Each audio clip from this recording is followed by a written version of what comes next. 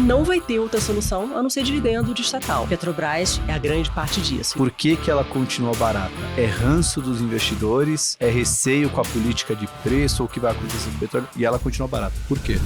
Leon comentou sobre a questão da remessa conforme, isso vai ser um game changer no setor de varejo como um todo. O que a gente precisa entender é como é que essa competição vai comportar, né? Qual que é a intensidade e qual é a relação de renda. John, você brincou aqui antes da gravação que tem o Copra 2024 e é só quem ouvisse o episódio poder saber qual é. Então, por favor. Nesse ciclo de Banco Central, taxa de juros, deveria ter acontecido um processo que é essas vendas de algumas empresas caírem. E na hora que a gente vai olhar alguns setores, algumas empresas específicas, na verdade elas continuam performando extremamente bem. Treasury ela virou um grande buraco negro que está sugando a liquidez de praticamente todos os ativos do mundo. E é isso que está acontecendo. Sim, tá começando mais um Market Makers, o podcast da família investidora brasileira. Seja muito bem-vindo. Hoje eu tô até de social, Renatão, porque a gente Teve entrevista hoje? Teve entrevista. Vou ver se eu passei. Tá bom. O pessoal de um podcast aí me chamou pra trabalhar lá. Que é isso? Não, brincadeira. Bom, hoje episódio 68, vamos falar sobre mercado de ações. A gente tava devendo isso, hein, Renatão? Os últimos episódios muito sobre macro e agora falar um pouco mais de mercado de ações com dois convidados que tenho certeza que vão trazer ótimas oportunidades de investimento, né? Exatamente, Salomão. Mas antes, questão de prioridade, vamos falar do nosso patrocinador, a Dr. Jones, que está aqui com a gente para mais um episódio. Eu queria mostrar para vocês essa aqui, ó, que é a The Razor 6, é o barbeador da Dr. Jones, que ele é o tradicional barbeador com 6 lâminas da Dr. Jones. É o único no mercado. Ele é único no mercado porque todas as suas lâminas são dobradas e produzidas em aço inoxidável de altíssima qualidade. Por isso que elas duram mais tempo sem perder o corte. Por isso que elas também têm mais precisão e porque elas têm as lâminas muito mais próximas entre si, elas puxam menos a pele. E falar também aqui da parte de trás aqui, que é o trimmer, que é justamente para você que gosta de fazer a barba com um desenho mais diferenciado, ou então tirar aqueles pelos naquela região, fica mais difícil de alcançar com o barbeador comum. Com esse aqui você consegue deixar uma barba muito mais estilosa. E ó, inclusive estou usando o meu aqui. Exatamente. Bom, e que se você quiser garantir a sua The Razor, é só você clicar no link que está na descrição ou apontar o seu celular para o QR Code que está aqui na tela. Se você estiver ouvindo, também está embaixo da descrição, aí não tem QR Code. E esse patrocínio aqui foi gratuito, né? Esse aqui é gratuito. A gente pode falar, ó, enquanto vocês estão ouvindo esse episódio, certamente a gente já fez uma baita noite de autógrafos, porque na quarta-feira, Quarta-feira, dia 25 de outubro. Quarta-feira, 25, a gente tá gravando numa segunda, 23. Quarta, 25, noite de autógrafos lá no Shopping Guatemi. Certamente estaremos cansados de tanto autografar livros, que é o nosso livro aqui, ó, Sem Medo de Investir em Ações, nas melhores livrarias. Se você não encontrar, é porque a livraria não é boa. E também na Amazon, você pode encontrar o livro que eu e o Renatão demoramos um tempão para escrever. Esses dois são dos nossos convidados. São os nossos convidados. E quem são os nossos convidados, Renato Santiago? Bom, temos hoje aqui na mesa a Aline Cardoso, que é Head de Research e Estrategista do Santander, um cargo que ela também ocupava antes na EQI. Antes disso, foi gestora na Trafalgar, na Bradesco Asset Management e no HSBC. De formação, ela é engenheira de produção pela UFRJ. E na outra cadeira, completando a mesa, temos o André Lyon, que é CIO e gestor de estratégia de ações da Ibiúna Investimentos desde 2011. Antes disso, ele foi sócio da BRZ Investimentos e passou mais de 10 anos no Itaú, onde foi gestor do Itaú Equity Hedge. Também engenheiro de produção, mas no caso dele, pela USP. Bom, maravilha. Então, só para começar a aquecer os motores, pessoal guardar o tostão da voz de vocês, sempre gosto de ouvir quem são vocês no mercado em 30 segundinhos. Começando com você, Aline. Bem-vinda ao Market Makers. E quem que é a Aline na Faria Lima? Legal, gente. Obrigada pelo convite. Eu estou super feliz de estar aqui. Bom, eu sou a Aline Cardoso.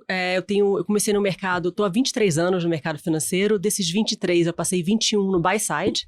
Né, como vocês falaram, eu era gestora de fundos, de ações, e em 2022 eu achei que era a hora de eu fazer uma mudança de carreira e eu fui para o sell side, ou seja, eu mudei de lado do balcão e hoje eu sou estrategista de ações no Santander e também head da área de research. Maravilha. E o André Lyon já esteve aqui no Market Makers, mas só para quem não lembra, Lyon, quem que é você na Faria Lima? Vamos lá. Obrigado pelo convite. Prazer estar aqui conversando com vocês, representando a Ibiúna Investimentos. Eu faço gestão, sempre fiz gestão, sempre fui buy side.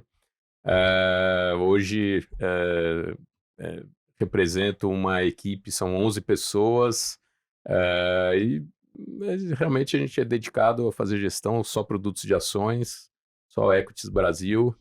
É isso. Lyon que toca as estratégias de ações na Ibiúna e tem um fundo da Ibiúna que estava fechado há um tempão Exato. e vai reabrir na semana que vem, Que Renato. timing, hein?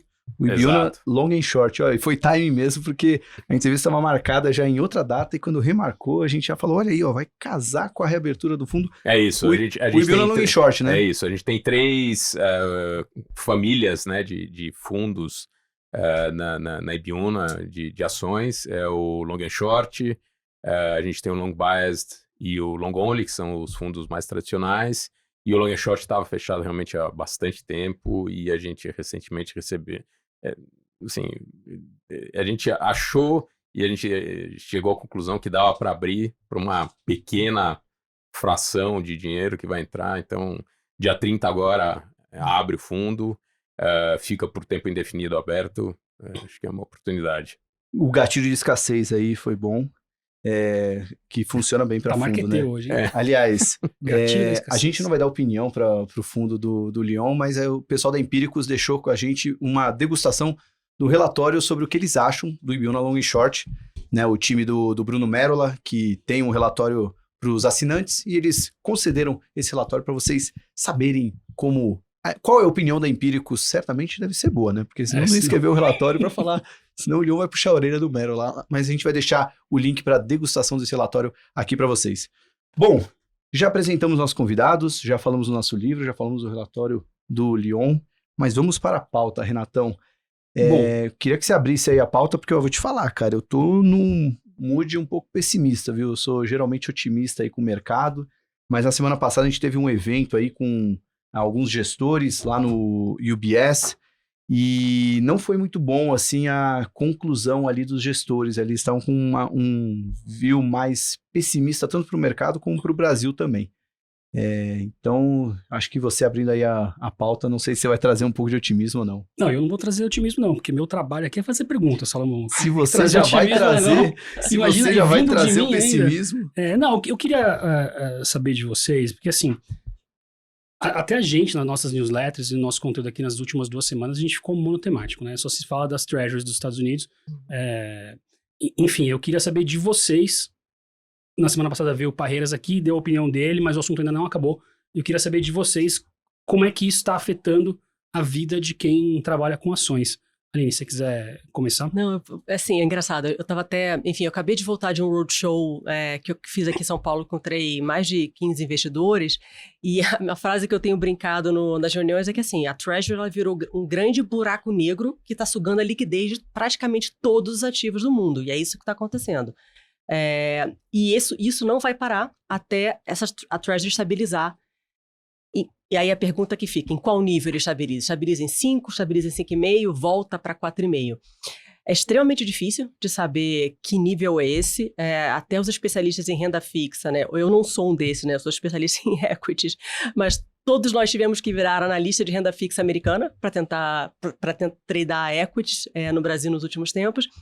Mas um exercício que eu tenho feito, eu acho o seguinte, eu acho que o mundo a gente não está vivendo no mundo pós-2008, pós a grande crise, onde você teve uma injeção massiva de liquidez, você teve o QE. Acho que a gente está vivendo num mundo mais parecido com pré-2008. Talvez uma proxy interessante fosse 97 a 2007. 97 a 2007 foi um período onde você teve crise da Ásia, crise da Rússia, quebra de hedge funds americanos, você tinha um nível de globalização menor, você tinha um nível de déficit também um pouco maior na economia americana. Então, talvez seja um cenário parecido. A média da Treasury naquela época era 4,98, né, basicamente 5, e a gente está muito próximo desse nível. Então, me parece que a gente está perto desse novo ponto de equilíbrio, e aí eu acho que a gente atingindo esse novo ponto, as coisas tendem a se normalizar. A gente volta a conseguir precificar os outros ativos de risco do mundo. Então, assim, o problema, então, não é nem se a Treasury, meio que tudo bem ela ficar em 5, desde que ela fique. Porque o problema hoje é que a gente não sabe se ela vai voltar a um normal, que seria mais baixo, ou se ela vai continuar subindo? É mais ou menos O por aí? grande problema é se ela continuar subindo para 5,5, 6.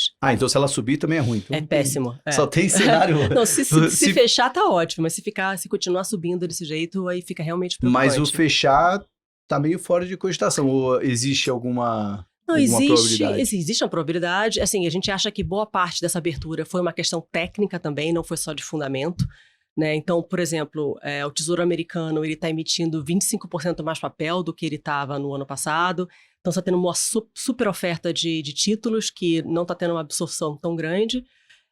Enfim, e obviamente se a guerra escalar e ela sair do escopo Hamas e Israel for para o Irã, eventualmente, ou pegar outros países do Oriente Médio, você pode aumentar a chance de uma recessão.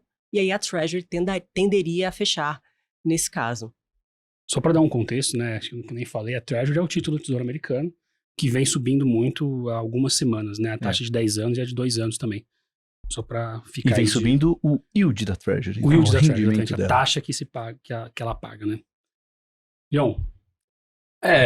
A gente... Bom, vocês devem saber, e a última vez que a gente esteve aqui, acho que a gente conversou sobre o assunto, a gente tem uma visão mais cautelosa já faz um bom tempo, né. Uhum. Tanto essa discussão sobre essa normalização de custo de capital no mundo, era uma coisa que, na verdade, a gente começou a ver em 22, tá? Na verdade, final de 21 e 2022 a gente jogou esse cenário, esse jogo o ano inteiro, e a gente continuou em 2023. Então, assim, isso que está acontecendo é justamente essa normalização, né? A gente passou aí, eu concordo com a Aline, aí pós 2008, acho que hoje todo mundo enxerga isso, né? Foi um excesso de liquidez e de juros baixíssimos no mundo inteiro, e aqui idem.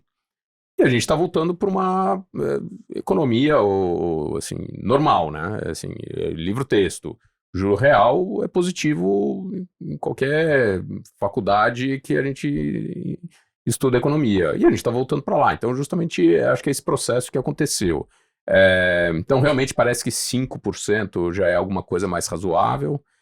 Se vai ser 5,5%, 6%, ou se vai voltar para 4%, realmente, aí você entra na dinâmica de mercados. Os mercados oscilam e tudo mais.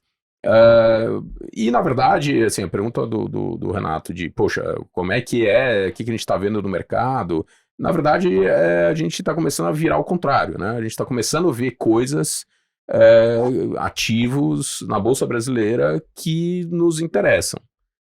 Enquanto que lá atrás a gente tinha uma certa dificuldade, a gente escreveu em alguns comentários mensais, especialmente ali em agosto, setembro, que assim, parecia que tinha ido demais.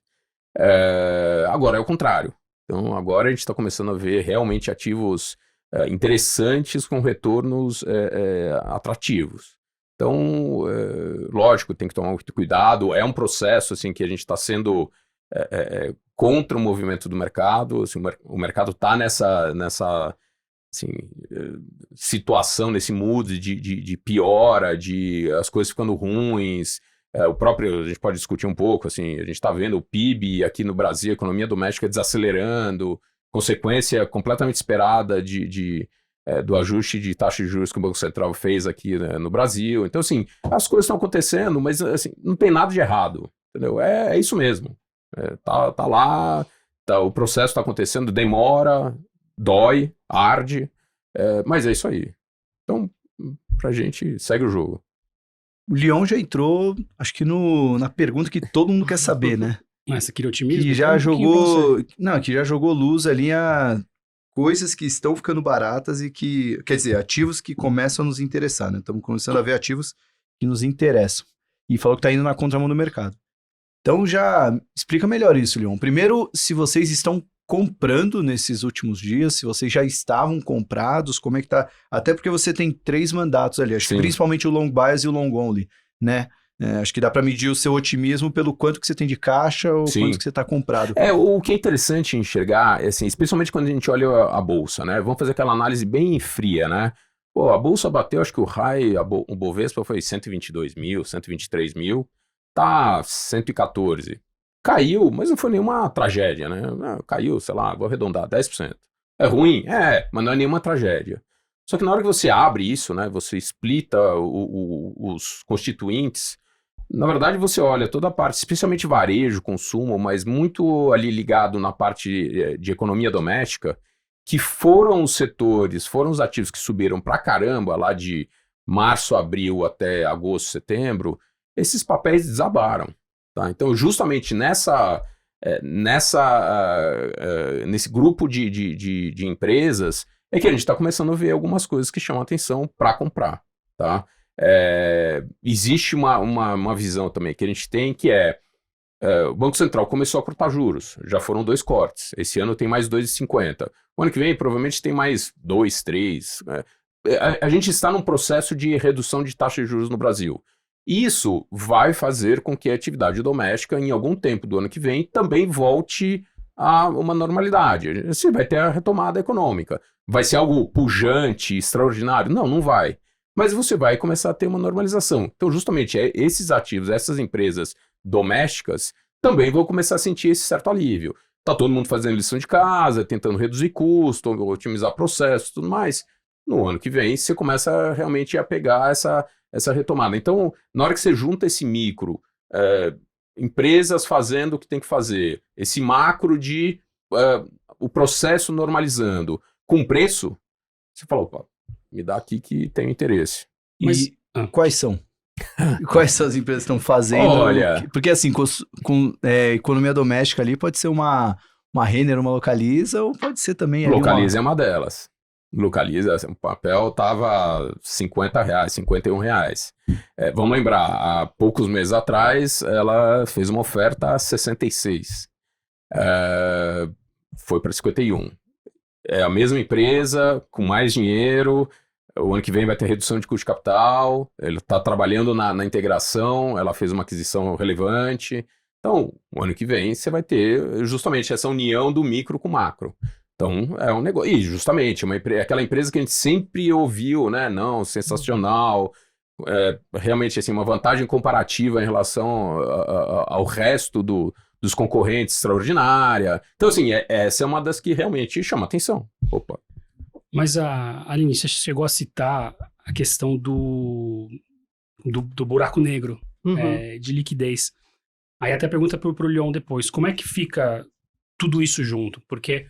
Ok, as empresas estão melhorando, o Banco Central está fazendo o corte de juros, as empresas domésticas devem melhorar, mas se tiver todo mundo indo investir em títulos de 10 anos do Tesouro Americano, não vai adiantar, né? Como é que você está vendo isso? Não, sem dúvida.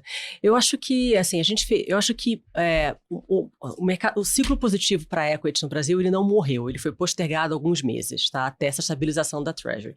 Então, a gente está vendo que está muito próximo de estabilizar, do novo nível de equilíbrio. Depois disso, quais são os grandes drivers macros que vão se sobrepor e guiar a bolsa daqui para frente? Primeiro, você falou muito bem, o ciclo de corte de juros. Eu gosto muito de fazer estudos históricos, né? Assim, a história ela não se repete, mas ela rima. Então, a gente, por exemplo, fez um estudo que a gente viu os últimos 9 ciclos de corte de juros no Brasil, desde 99 até a pandemia, e a gente simplesmente olhou qual foi a performance da bolsa antes e depois. Então, em média, tá? 12 meses após o primeiro corte de juros, que nesse ciclo foi 2 de agosto, a bolsa historicamente subiu 21%. 2 anos depois do primeiro corte, ela subiu historicamente 43%. Então, isso é um driver extremamente importante. E o mais interessante é que essas altas acontecem mesmo quando você está negociando com múltiplo acima da média histórica dos 5 anos anteriores, né? Então, no nosso caso, a gente está mais de um desvio padrão abaixo dessa média histórica, tem o potencial desse ciclo ser ainda mais positivo. Qual seria o segundo grande driver? Quando o Fed pausar. Então, a gente também fez essa análise histórica, a gente pegou ciclos em que o Fed fez o tightening, né? Fez o aperto monetário e pausou. Desde a década de 80, infelizmente, tiveram só 5 episódios onde isso aconteceu. De qualquer maneira, a Bolsa brasileira subiu 28%, 12 meses depois da primeira pausa, e 49% depois, 2 anos depois da primeira pausa. Então, ou seja, não morreu essa história, ela foi postergada. Então é assim que eu tô vendo. Eu acho que, assim, o ano que vem, tudo indica, os astros estão se alinhando, deve ser um ano bastante positivo para a Bolsa. Localiza é um dos papéis que eu gosto muito também. Enfim, a empresa tem talvez o melhor management do Brasil, talvez seja a empresa de aluguel de carros melhor operada do mundo. Além de tudo que o Leon falou, que eu concordo muito, ela está vivendo um cenário competitivo muito benigno. Então, os concorrentes dela, um deles, ainda que foi, depois do remédio dado pelo CAD, ainda está se ajustando, tentando se encontrar na operação. E o segundo maior player, ele está reduzindo a frota, inclusive, para o ano que vem. Então, é um cenário perfeito para a empresa. Além de tudo, ela é bastante sensível à taxa de juros. Então, ela deve ser uma que deve performar bem em 24. Sobre esse estudo do ciclo de queda de juros, eu lembro desse ciclo, acompanhei esse estudo, e um dado interessante é que no mês seguinte do início, o Ibovespa, em média, cai 1%. Ele meio que não reage, né? Então, se for acreditar nessa história, né, o mês de agosto caiu até mais que 1%, né? Sim. A bolsa até caiu bem, né? Então, na verdade, a gente tem esse controle. Esse ciclo está sendo o pior ciclo para a bolsa ex-2008, tá? Logicamente, 2008 teve, logo depois realmente teve a quebra lá, no começo de 2009 você teve o BC entrando, mesmo assim ainda os mercados estavam desabando. Se você tirar 2008, ali 2008, 2009, esse está sendo o pior ciclo de corte de juros, ou seja, teve 2 de agosto e aí você vai controlando, esse é o worst, é o pior, por razões N, a gente pode discutir, mas é exatamente isso. Tá? Especialmente quando você vai olhar consumo discricionário, consumo... assim, então você está tendo uma oportunidade que é interessante. Logicamente, você tem que tomar muito, muito cuidado com os ativos que você vai escolher. Então, assim, além de Localiza, você tem Soma, Centauro, Vivara, você tem alguns ativos que estão, assim, valuations... que você não faz muito tempo que você não enxerga, que você não encontra. Fala. Não, primeiro que interessante que esse ciclo ruim, né? Tá falando de Ibovespa, né? Sim. E assim, a Petrobras subindo 80% no ano. Então imagina sem a Petrobras, né? Não, assim, na semana passada, a gente está comprado em Petrobras há mais de 3 anos, tá? A gente também já conversou sobre Vamos isso. Falar disso. Assim, o ano passado, logo depois da eleição, a gente fazia o call de Petrobras e muita gente resistente e ficavam batendo na gente. E semana passada a gente, na verdade, estava assim, se divertindo lá na Ibiúna. Porque a gente começou a ouvir que a Petrobras é a Magnificent Seven do S&P. O pessoal começou a fazer conta do quanto que o Bovespa sobe ou cai ex-Petrobras. Então, assim, é justamente isso. Realmente a mudança, inverteu completamente os papéis, né? Hoje a Petrobras é a queridinha, impressionante, subiu, sei lá, 80%, 90%. Então, cada um tem o Magnificent Seven. O Magnificent Seven são as 7 empresas do S&P, Microsoft, Meta, Netflix, Google, não sei o quê, que se você tirar elas do S&P, o S&P tá caindo. Tá? Então, o pessoal faz lá a conta, acho que o pessoal que carrega nas costas isso aí. O pessoal que tá, assim, levando tudo. Tá? Então é isso, a Petrobras tá pro Ibovespa como essa turma toda tá lá pro S&P, né? Legal, e depois a gente volta de Petrobras, porque eu queria, para não esquecer, os 3 exemplos que você deu, não são da sua carteira. Lógico. 3 empresas em momentos completamente diferentes, né? Porque a Vivara, a gente tem na nossa carteira, acho que é uma empresa que tem tido um ano bom, né? Em performance de ação. Centauro e qual outro? E Soma. Não. Interessante, assim, o fator comum que a gente encontra em todas elas são empresas que até de investimento dependem pouco, lógico que todas as empresas dependem disso, né? Mas dependem pouco do crescimento do Brasil. Sim. Tá? Na verdade, são empresas que cada uma tem uma característica específica que ela tem que resolver, endereçar, mas que ela fazendo aquilo, ela conseguindo executar, você tem um upside extraordinário. Então, inclusive, esse é muito do risco, do tipo de investimento que a gente gosta de fazer, que você identificar um retorno esperado positivo, bom, que mais do que compensa o risco que a gente corre, e que não seja simplesmente correlacionado com a bolsa. Se a bolsa subir, tudo sobe. Legal. Só que eu quero ter outras coisas que justamente façam isso. E tem outros, Eletrobras, e por aí vai. É que a pergunta que eu ia fazer é mais na linha do... Assim, a gente analisa muito o processo com base no resultado, né? Então, Lógico. a Vivara tá indo bem, é sinal que ela tá fazendo bem o trabalho dela. Se a Centauro e a Soma estão caindo, é sinal que não estão fazendo bem.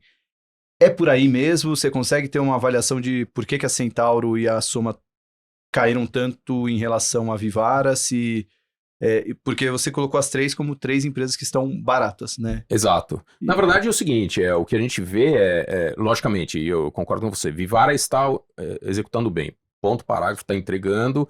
O que a gente vê é que, independente do que acontecer o ano que vem, lógico que num cenário razoável,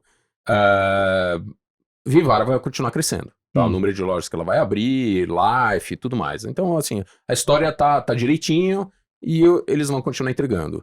Centauro e Soma são discussões específicas. Por exemplo, Centauro, a gente sabe, eles erraram, acontece, eles erraram na previsão de estoque, de demanda, não sei o quê. Então, no final de 22, eles entraram em 23 com estoque desproporcional e eles estão trabalhando 23 para resolver esse problema. Tá? Então, assim, existe a certeza absoluta que vão resolver? Não, eles dependem da demanda, tá? Eles têm que vender, né? Mas é uma coisa que é muito provável que ou em 23 ou, sei lá, no primeiro trimestre de 24, esteja completamente... A gente acha que é mais provável que eles entrem em 24 já resolvidos, tá? Mas existe a possibilidade de, tá bom, começo de 24. Mas, de novo, é um business que é uma empresa que está lá. E o que a gente está vendo é que ele está negociando a 5, 6 vezes lucro. Não faz sentido, tá? Essa é uma empresa que facilmente pode negociar a 10, tá? Então, essa é um tipo de coisa. Em soma, você tem a grande discussão que é a da subvenção de ICMS, que é um negócio de que, assim, a proposta que foi levada ao Congresso é uma proposta agressiva demais. E tudo que a gente está vendo é que não vai ser aprovada da maneira que foi colocada. Então, na verdade, assim, teve uma incerteza e um ruído extraordinário que acabou fazendo com que a empresa, do ponto de vista de ação, sofresse demais, tá? Então, a gente está monitorando isso de perto para ver como é que vai essa dinâmica, logicamente, como que eles estão operando também, e a expectativa é, poxa, resolvido isso, esse negócio tem um upside relevante também. É interessante, porque Centauro foi um caso mais micro, e a Soma um caso mais macro. Ela é micro também, né? É uma discussão de... é um negócio específico sobre como que vai acontecer uma taxação, uma mudança na regulação. E quando eu digo macro é porque não depende dela. Não depende dela. Nesse ponto... na verdade, assim, a gente sabe que, por exemplo, ao lado de Hering, ela tem baixíssimo risco, porque ela já fez toda a lição de casa e está tramitado, julgado, o caso está definido. No resto, você depende, ela tem o conforto de que ela não está fazendo nada de incorreto, mas aí você vai para uma discussão um pouco mais, digamos assim, aberta. Sim. Mas, de novo, o que a gente vê é muito valor em cima de um risco que parece controlado. Entendi. Legal. Logicamente, aí tem a parte macro de retomada, de redução de custo de capital, redução de custo de dívida e por aí vai. Dessas duas eu tendo a gostar mais de um caso como o Centauro, assim, um caso que parece que tá barato por culpa dela e só falta ela resolver isso aí, né? Mas legal, a gente tem monitorado as duas. Deixa eu só voltar um passo atrás rapidinho, antes da gente se mergulhar aí nas teses micro. Vai em frente, porque vá atrás.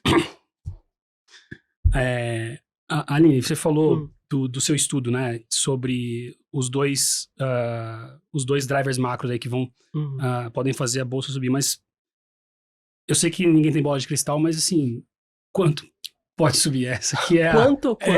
Não, quanto? Quanto? Quando eu acho que quando você explicou, né, quando acabarem esses movimentos aqui. Mas qual que pode ser o tamanho desse movimento dentro da bolsa? Não, isso é até fácil de responder.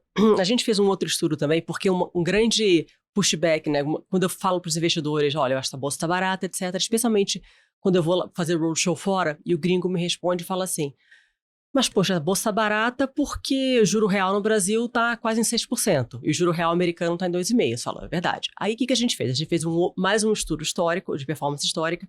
A gente pegou 10 anos em que a gente cruzou juro real e o PL de 1 ano para frente, né? P forward de 1 ano da Bolsa, tá? Para o juro real, última vez que a gente fez esse estudo, o juro real estava em 5,88. Então, a gente estava em 5,88 no juro real, o PI da Bolsa estava em 7,70. Para os últimos 10 anos, para esse mesmo nível de juro real, a Bolsa, na média, negociou a 11. Então, que daria uns 25%, 30% a mais do nível do PI de hoje. Aí, outro pushback que eu recebo. Mas tá bom, mas é que Petro e Vale estão muito baratas. Então, vamos tirar Petro e Vale dessa conta. A gente está negociando para esse nível de juro real de 5,88, hoje 9,50. No passado, a gente teve a 12,50. Dá uns 25%. Então, só para a gente precificar o juro real de tela, nem precisa que o juro feche. Só para precificar o que está na tela, tem que subir uns 25%, mais ou menos. Mesmo com o juro real alto, então a Bolsa deveria estar mais cara, né? Não é bem o termo caro, mas é isso, deveria subir. Deveria subir. Caramba, hein? Pô, esse eu gosto mais que os outros ciclos aqui. Isso aqui é interessante. Legal. Vamos falar de Petrobras? Vamos falar de Petrobras. A gente tá gravando num dia interessante, né? Porque teve eu não acompanhei tão de perto o noticiário, só imaginava que a Petrobras ia sofrer um pouquinho mais. Até vi que a 3R tava subindo, e que a gente tem na carteira, fiquei até, será que já é o pessoal meio fazendo uma migração? 2 ações da carteira, hein? Cuidado. Não, mas eu falado que 3R pior que tá mal, né? Mas a Vivara tá bem, né? Enfim, Petrobras, queria começar com você, Leon, porque você falou, né, que tá comprado há 3 anos aí, então nem dá pra falar que pegou só esse movimento agora. Como é que você tá vendo a Petrobras aí diante dessa, vamos dizer, uma possível mudança ali na quantidade de conselheiros? Já pode ser meio que aquela sinalização do que o governo pode querer fazer. Mas peraí, qual foi a notícia de hoje? Não, é que teve lá uma mudança ali no estatuto que o governo vai poder ter mais cadeiras ali no conselho. Acho que era 10. Não. Na verdade, hoje saíram uma proposta do conselho em mudança de 3 itens do estatuto de Petro, tá? Uma é a mudança do D&O, que é o seguro que protege, né, os executivos.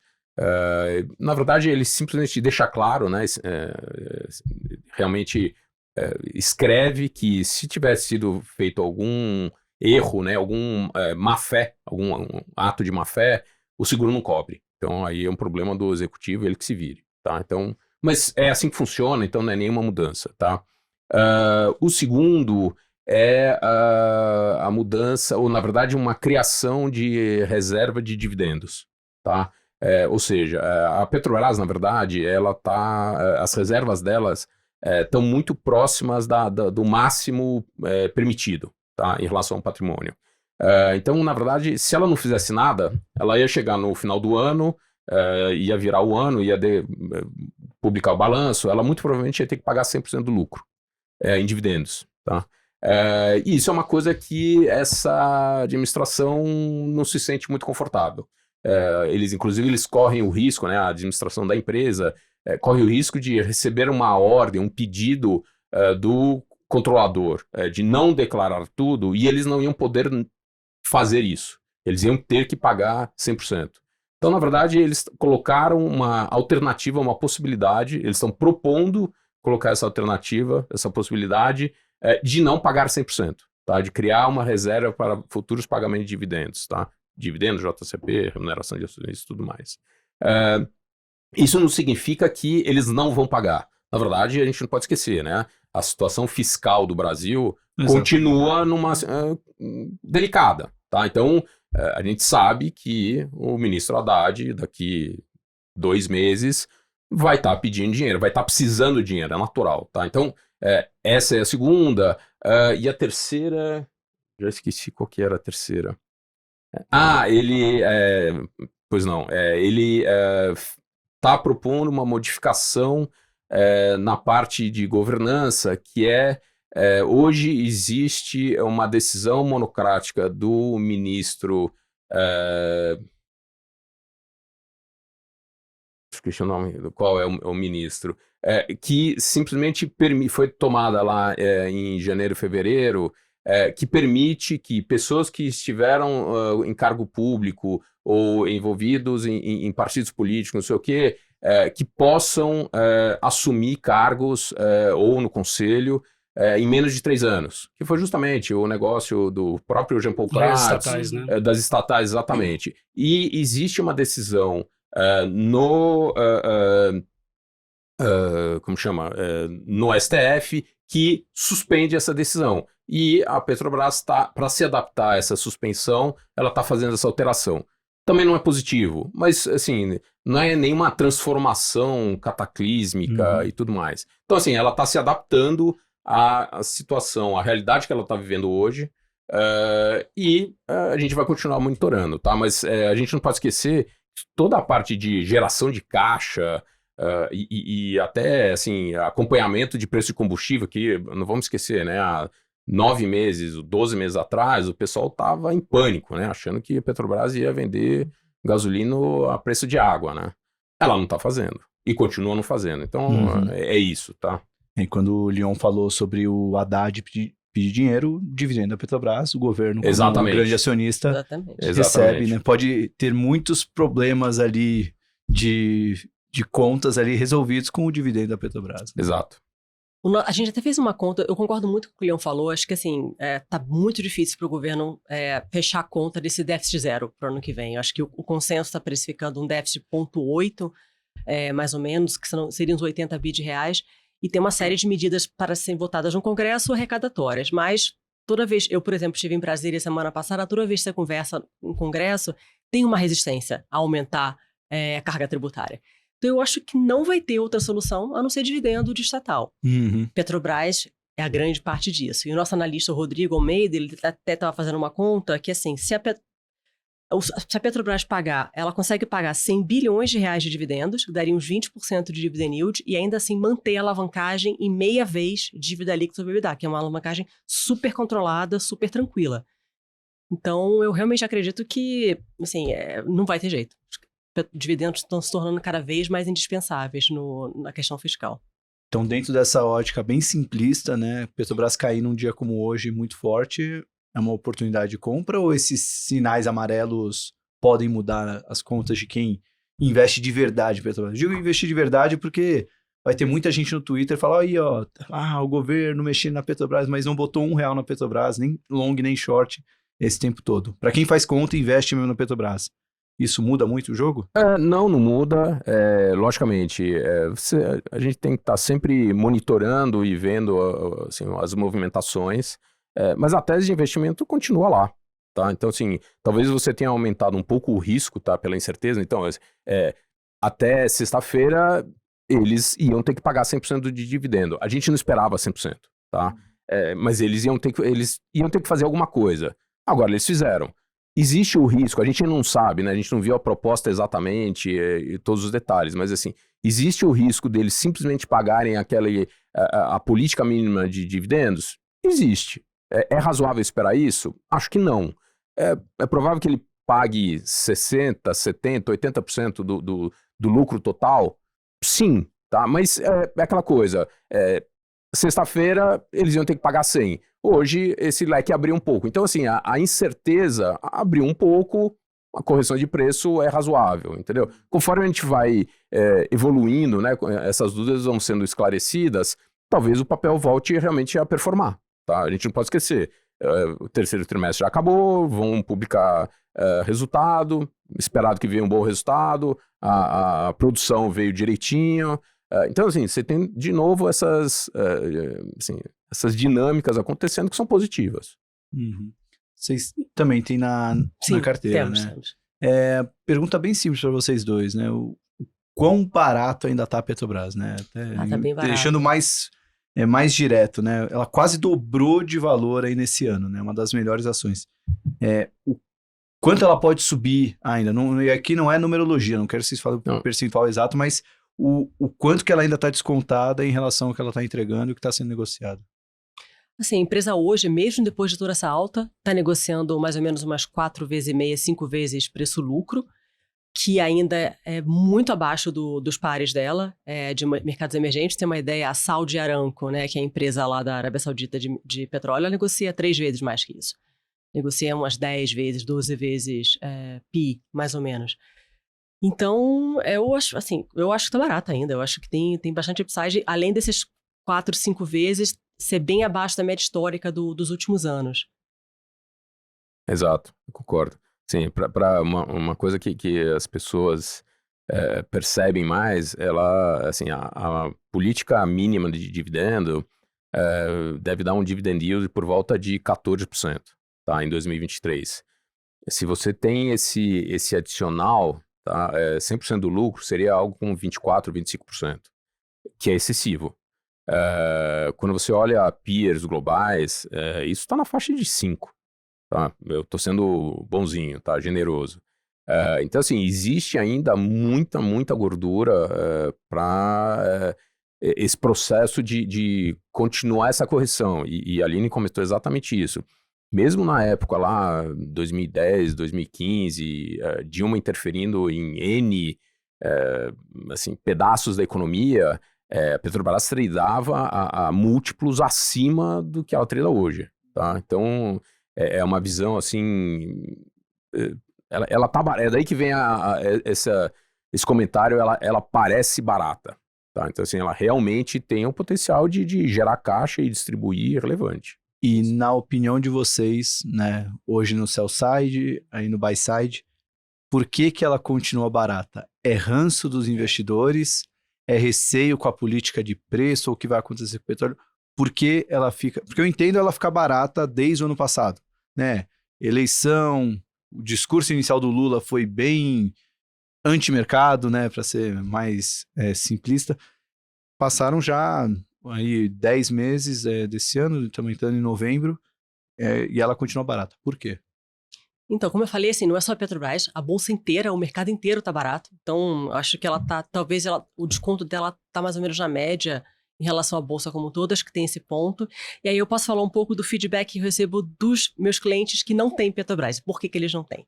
Então, você tem uma turma de europeus que não compra por uma questão de ESG, tá? Então, assim, é um pocket de investidores que a empresa não acessa e provavelmente nunca vai acessar, porque, enfim, ela não porque, enfim, produz combustível fóssil, etc. Os locais que, engraçado, o gringo, tirando esse gringo ESG, os outros gringos, todos eles são posicionados já. E eles gostam bastante da tese. Quando você fala impossível 20% de dividend yield, o olho do cara brilha assim, ele fica super animado. Os locais, por outro lado, os que não têm muito receio em relação a eventuais interferências do governo na política de preços, no capex da empresa e etc. Então, e muita gente hoje em dia já já subiu 80%, eu vou comprar agora, depois de tudo isso. Então tem essa turma também.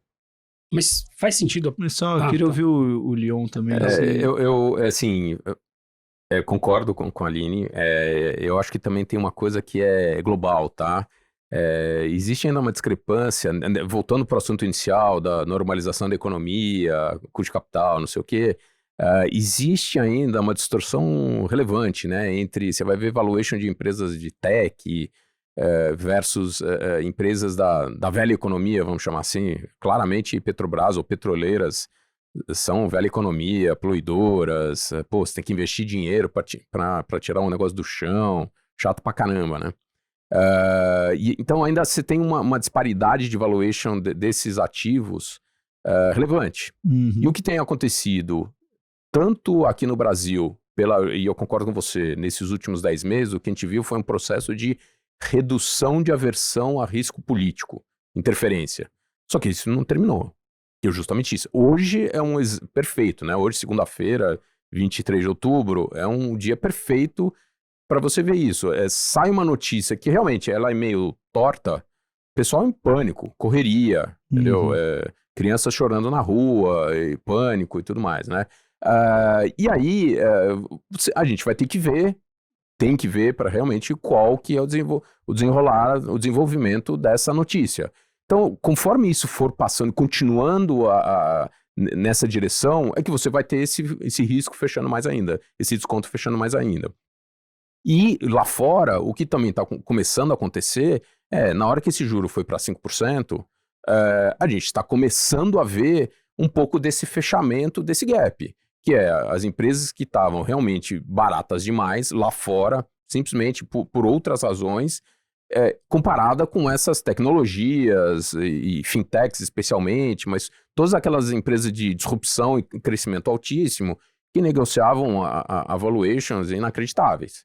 Tá? Então a gente está começando a ver, e de novo, a gente volta lá para Magnificent Seven, que são as 7 grandes do S&P, que são empresas extraordinárias, crescem, são quase monopolistas, geradoras de caixa, não sei o quê, mas você tem que colocar um pouco de valor, né? Era a Tesla 2 anos atrás. A discussão de Tesla que também foi uma discussão infinita. Hoje a gente está vendo que a Tesla, na verdade, está indo para uma região mais palatável, que ainda parece que tem muito e toda a correção, mas é esse tipo de movimento que acontece e demora um pouco de tempo, é um processo. Uhum. Sabe que eu fiquei com uma frase do último episódio? A gente sempre aprende alguma coisa, cada episódio a gente vai aprendendo uma coisinha nova, né? E o Luiz Parreiras veio aqui e a gente perguntou pra ele sobre a Argentina. Aí ele falou que, foi o Stuberger que falou pra ele eu não invisto em Argentina porque se eu perder dinheiro na Argentina, o que eu vou dizer lá em casa? Né? Que fica aquela coisa de, pô, mas é óbvio que é perder dinheiro na Argentina. Eu sinto, né, não tenho nenhuma evidência, né, de estudos, nem evidência empírica disso, mas eu sinto que tem muito investidor que não investe nessas empresas que têm risco político num governo, no governo Lula, justamente por esse receio. Porque se perder dinheiro vai ficar, pô, mas te falei, vai investir na Petrobras, no governo do PT, enfim, mas é o tipo de papel que a gente gosta de acompanhar. Essa empresa que está barata, está entregando resultado, tem essa aversão dos investidores, pode ser uma... Eu tenho um outro ditado também que eu uso aí, que justamente aí o Renato, usando o Renato aí, a quinta série, tudo na vida tem preço, né? Que é um pouco disso, né? Quando você vai discutir um assunto, quando você vai discutir um ativo, não adianta a gente só ficar olhando ou o retorno ou o risco. A gente tem que fazer a comparação. Existe esse risco? Lógico que existe. Ele tem que ser monitorado.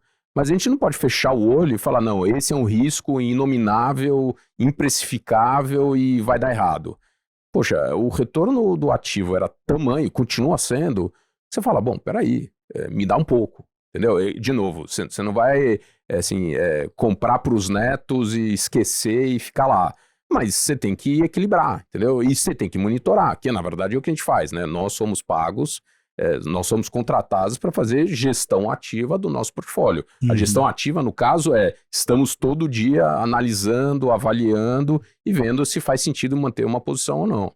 Então, acho que é isso. Agora, vocês acham que faz sentido essa repulsa, assim, esse medo tão grande em relação à política? Porque pelo que vocês mesmos falaram, o governo brasileiro é totalmente dependente da Petrobras, né? Porque se eles são donos de uma fatia enorme da empresa, ela paga dividendos que vão chegar a 20% aí de dividend yield, faz sentido. Será que eles seria um tiro no pé muito grande, né? Vou dar um outro dado para vocês. Sabe quanto que petróleo, dividendos da Petrobras, royalties, imposto de renda de empresas de petróleo já representa da arrecadação do governo? Mais de 10%. É 2,5% do PIB. Então, a gente virou uma...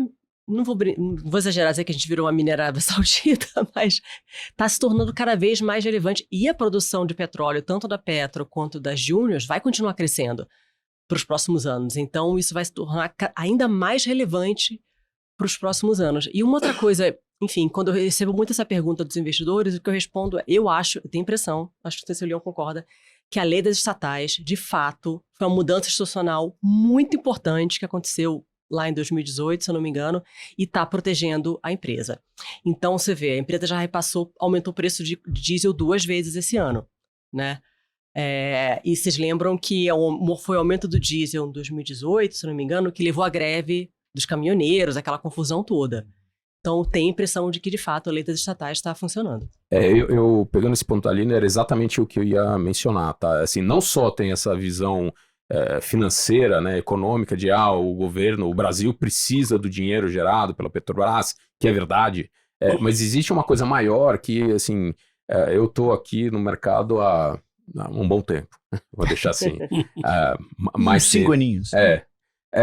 Quando você vê o filme, tá, do Brasil, com muitos vais e vens, zigue-zagues, com muito ruído, mas a gente está vendo um amadurecimento institucional, a gente está vendo uma melhora de governança corporativa, não só nas empresas, mas também no próprio governo, tá, nas instituições. E assim, a Lava Jato foi uma coisa que mudou muito, deixou claro essa maturidade, tá? Assim, e muito importante, né? Para as pessoas que estavam dentro do processo, né? As pessoas físicas perceberam que o CPF delas está em risco. Então, assim, hoje, para você pegar um funcionário público ou um empregado de uma empresa estatal ou um empregado de uma empresa privada para assinar alguma coisa, fazendo... Todo mundo pensa umas 45 vezes antes de, assim, peraí, o que eu estou fazendo aqui? Como é que eu vou registrar isso? Porque, assim, se você sabe que o que você está fazendo está certo, não tem problema. Quando você sabe que tem aquele negócio que você fica meio, assim, incerto, você fala, isso daqui não dá pra fazer. Então, justamente, e o exemplo da Aline é perfeito. Eles foram lá e reajustaram o preço do diesel em 25%.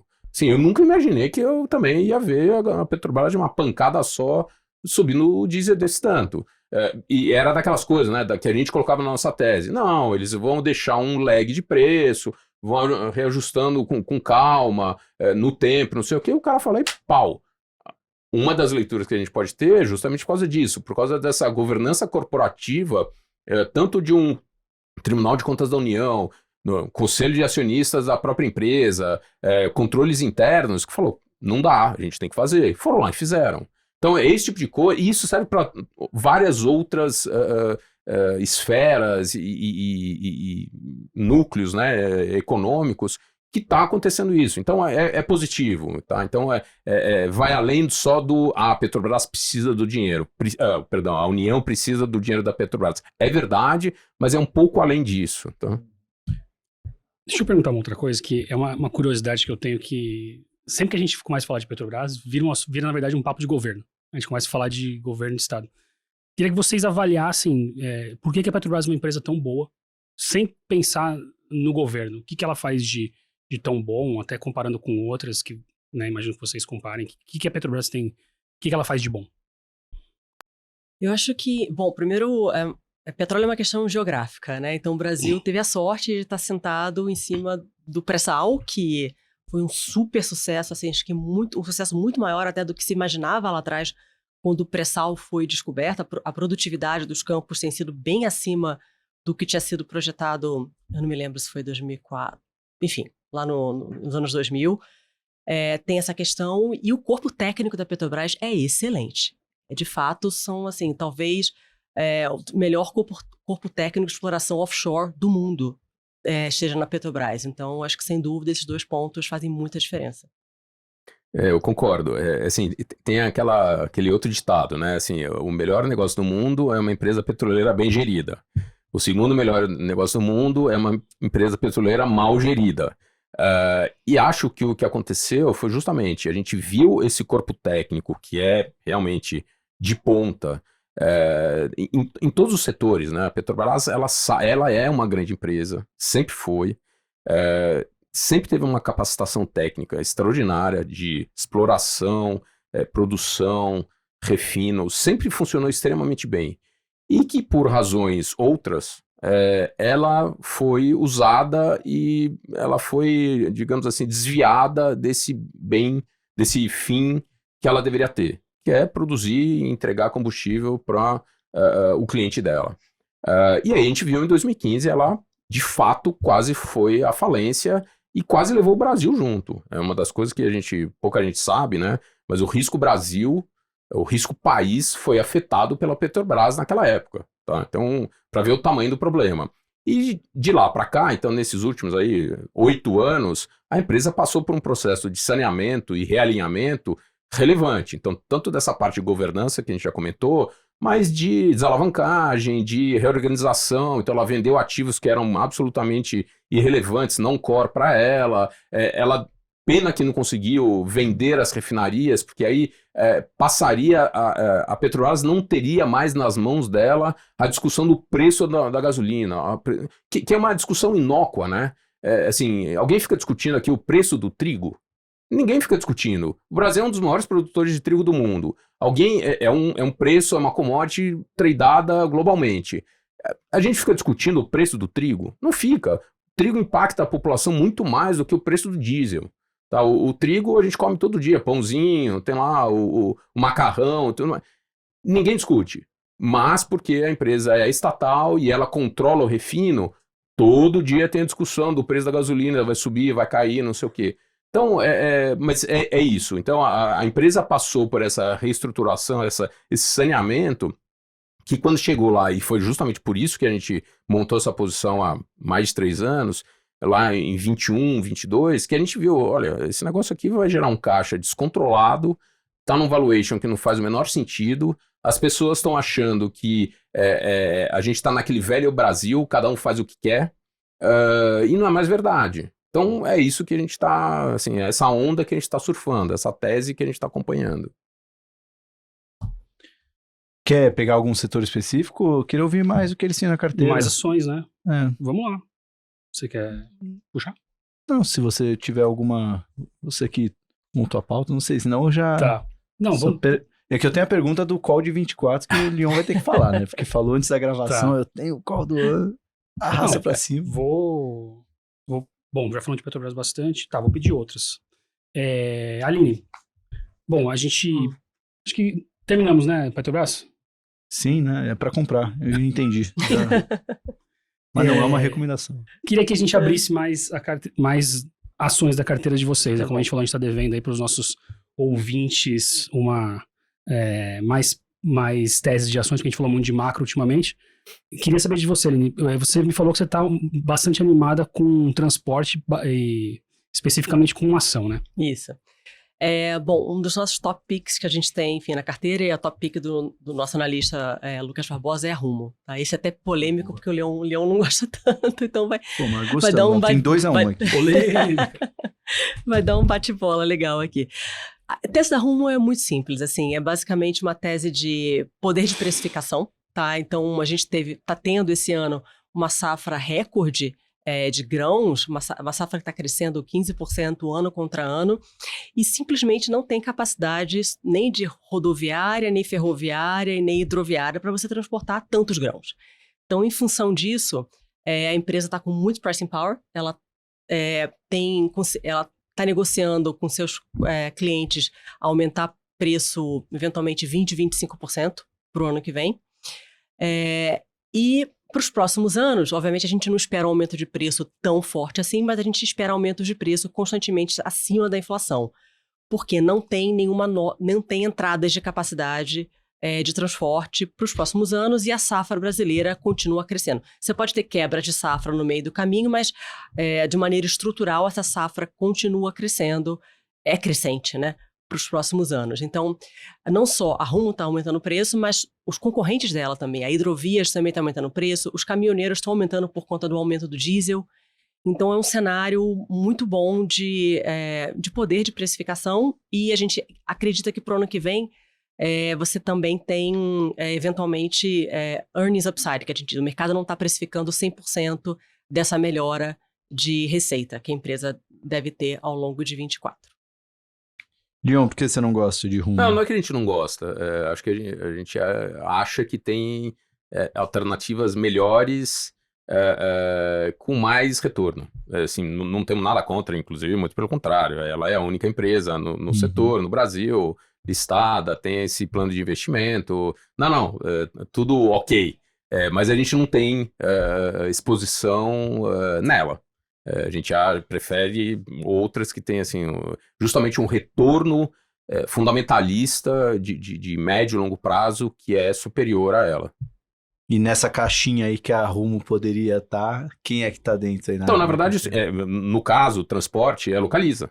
Tá? A gente acha que Localiza é uma tese muito mais clara, com um ciclo de investimento mais curto, com uma melhora de resultado mais objetivo, assim, mais palpável do que rumo que é um ciclo de investimento longuíssimo. A gente está falando de 2027, 2028, para ela começar a entregar esses resultados. A gente prefere um negócio justamente num mundo de taxas de juros mais altas, geração de caixa em períodos mais próximos é superior. Tá? Logicamente, tudo isso está nos modelos, não sei o quê, mas qualitativo a gente prefere, por exemplo, Localiza. Tá?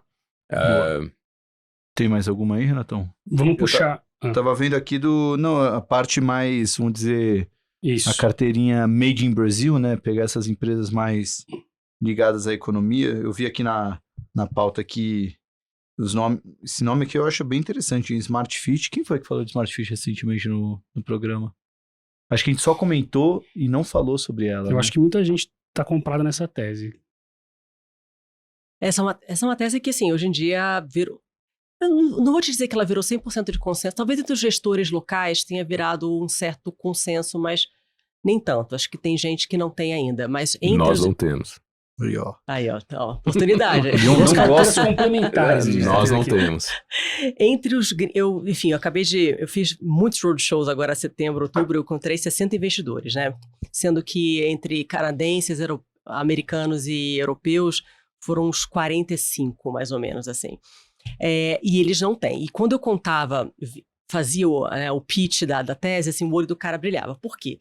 E é uma tese, aquele tipo de empresa que compounder, né? Que é aquela empresa que ela vai compondo o resultado e em 3, 5 anos ela dobra de tamanho. O que é a tese da Smart Fit? É uma empresa de, academias, né? Todo mundo conhece. Ela tem um modelo de negócio que eles chamam de high value, low cost, né? Então, muito valor agregado por um custo baixo. E é uma tese de crescimento orgânico, em que ela vai abrindo as academias, ela vai matando as academias de bairro, né? É engraçado que eu sempre... trabalho aqui na região da Faria Lima há uns 20 anos e eu sempre treinei academia de bairro porque Smart Fit não pode ir com personal, né? E ela, cada vez que abria uma Smart Fit do lado da academia que eu treinava, fechava a academia, eu tinha que ir para mais longe. Aí fechava, eu tinha que ir para mais longe. Tinha uma hora que eu estava trabalhando aqui perto do prédio onde a gente está e eu estava treinando lá no final da Vila Olímpia porque todas tinham morrido no meio do caminho.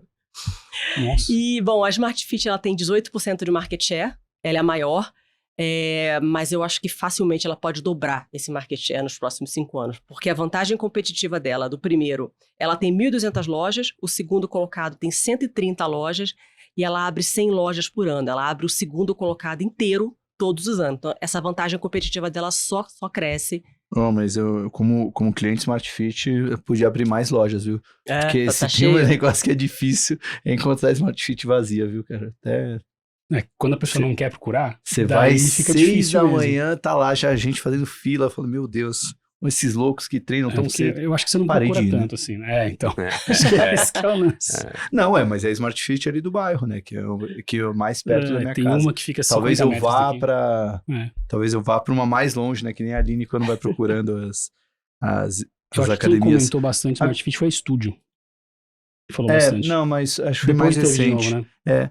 Mas, então, esse modelo da Smart Fit, existem concorrentes que... Porque...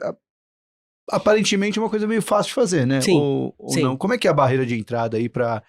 Por que não tem outras redes tentando fazer essa brincadeira de fechar as academias de bairro para serem as Mas dominantes? tem outros players, né? O segundo maior player é a Bluefit, né? Que foi inclusive comprado por um fundo soberano, o Mubadala, há pouco tempo atrás. Eu acho que a maior... Não tem muita barreira de entrada, sem razão, assim. Porque é a capital, barreira de entrada, você aluga a loja, você compra os equipamentos, mas eu acho que a grande vantagem competitiva dela é a execução.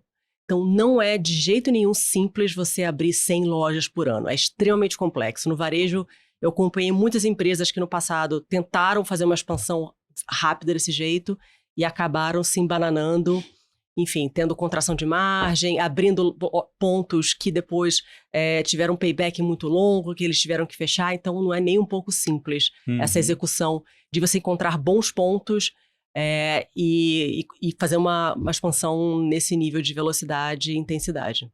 Legal. E em termos de valuation, ela negocia umas 20 vezes PI, que para varejo hoje em dia é relativamente caro, mas se você ajusta crescimento, como ela cresce lucro uns 30% ao ano, Então, o PEG, né, que é o PI ajustado ao crescimento, está abaixo de 0,6, 0,7 vezes, mais ou menos, que é bem razoável. Legal. E por que vocês não têm Smart Fit? A mesma resposta. Assim, de novo, acho que tem ativos mais atrativos. Não temos absolutamente nada contra, tá? É aquela coisa, então vocês estão shorts? Não estamos. Não estamos shorts. Mas toda vez que a gente olha o mercado, você tem aquela assim, muito caro, muito barato, meião ali. É o que a gente chama o mata-burro, né? Você não tá nem cá nem lá. Então a gente fica olhando. A gente vamos analisar de novo, não sei o quê.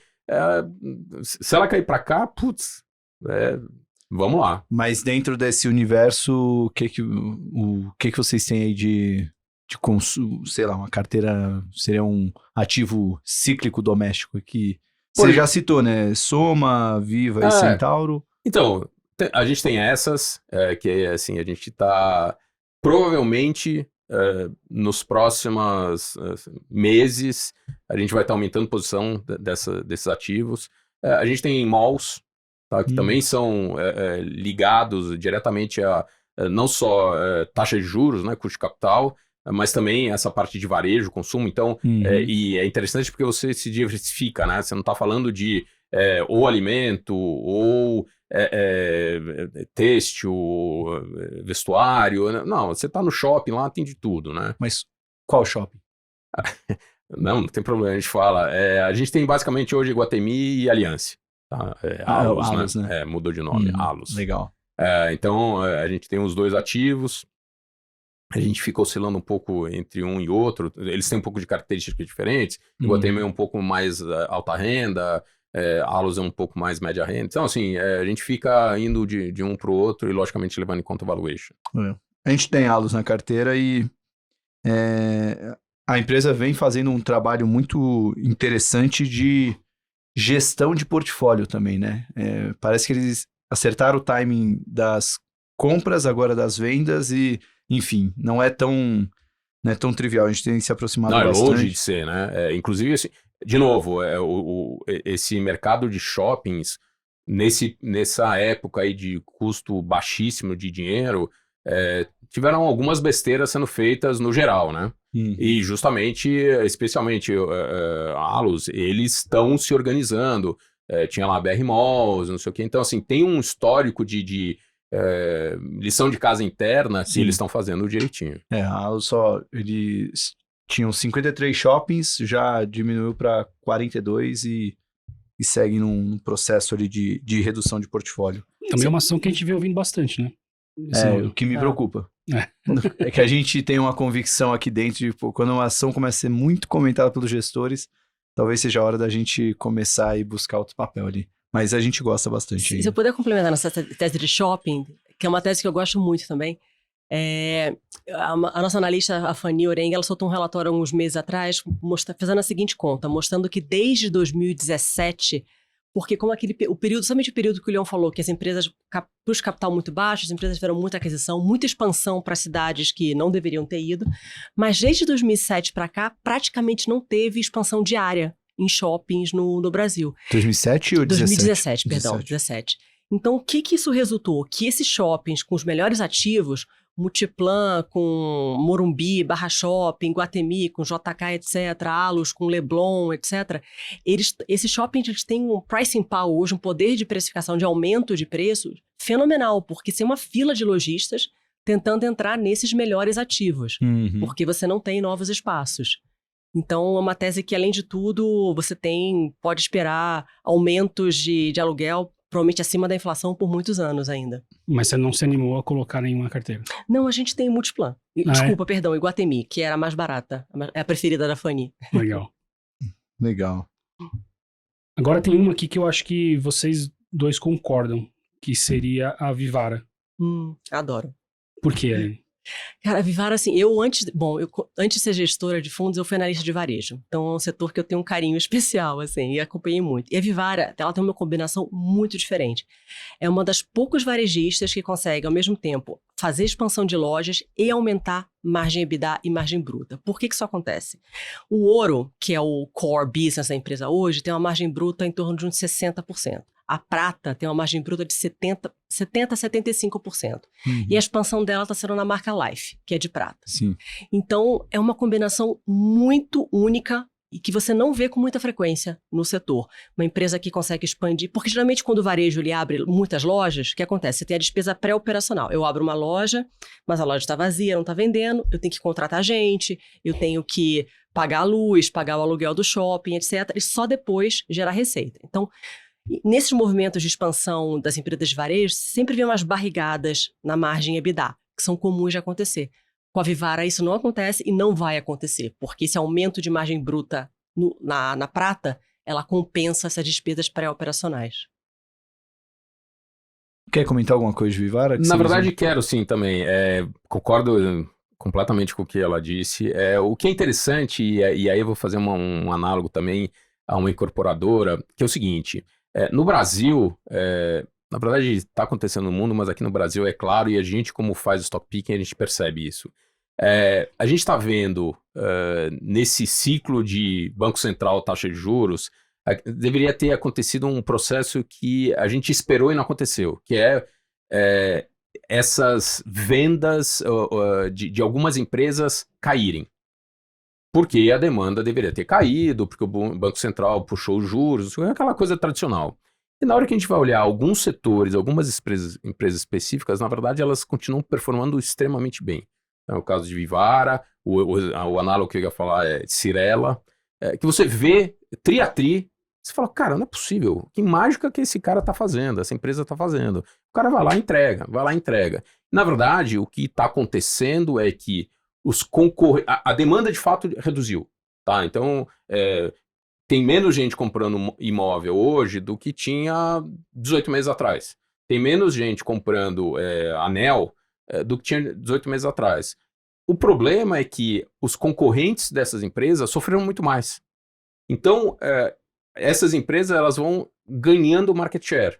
Então, elas continuam crescendo, rentabilidade e tudo mais. Então, assim, encontrar essas empresas atualmente tem sido assim, extremamente valioso e produtivo para o investimento em si. Tá? Então, exatamente, Life continua crescendo, o main business, a Vivara, continua performando extremamente bem, e você tem essa característica. E aí, o ano que vem, na hora que você tiver esse ciclo em algum momento, aí você compõe mais ainda. Então, isso é muito interessante. Uhum. Boa. Tem mais alguma do... Eu vi aí Mercado Livre, mas eu não sei se... será que o Leon gosta dessa? Não temos. A gente vai ter que encontrar uma que a Aline gosta e o Leon também. Né? Achamos a Vivara já, né? Mas eu queria perguntar da Aline do Mercado Livre se ainda tem na carteira. Bom, ainda tem na carteira porque...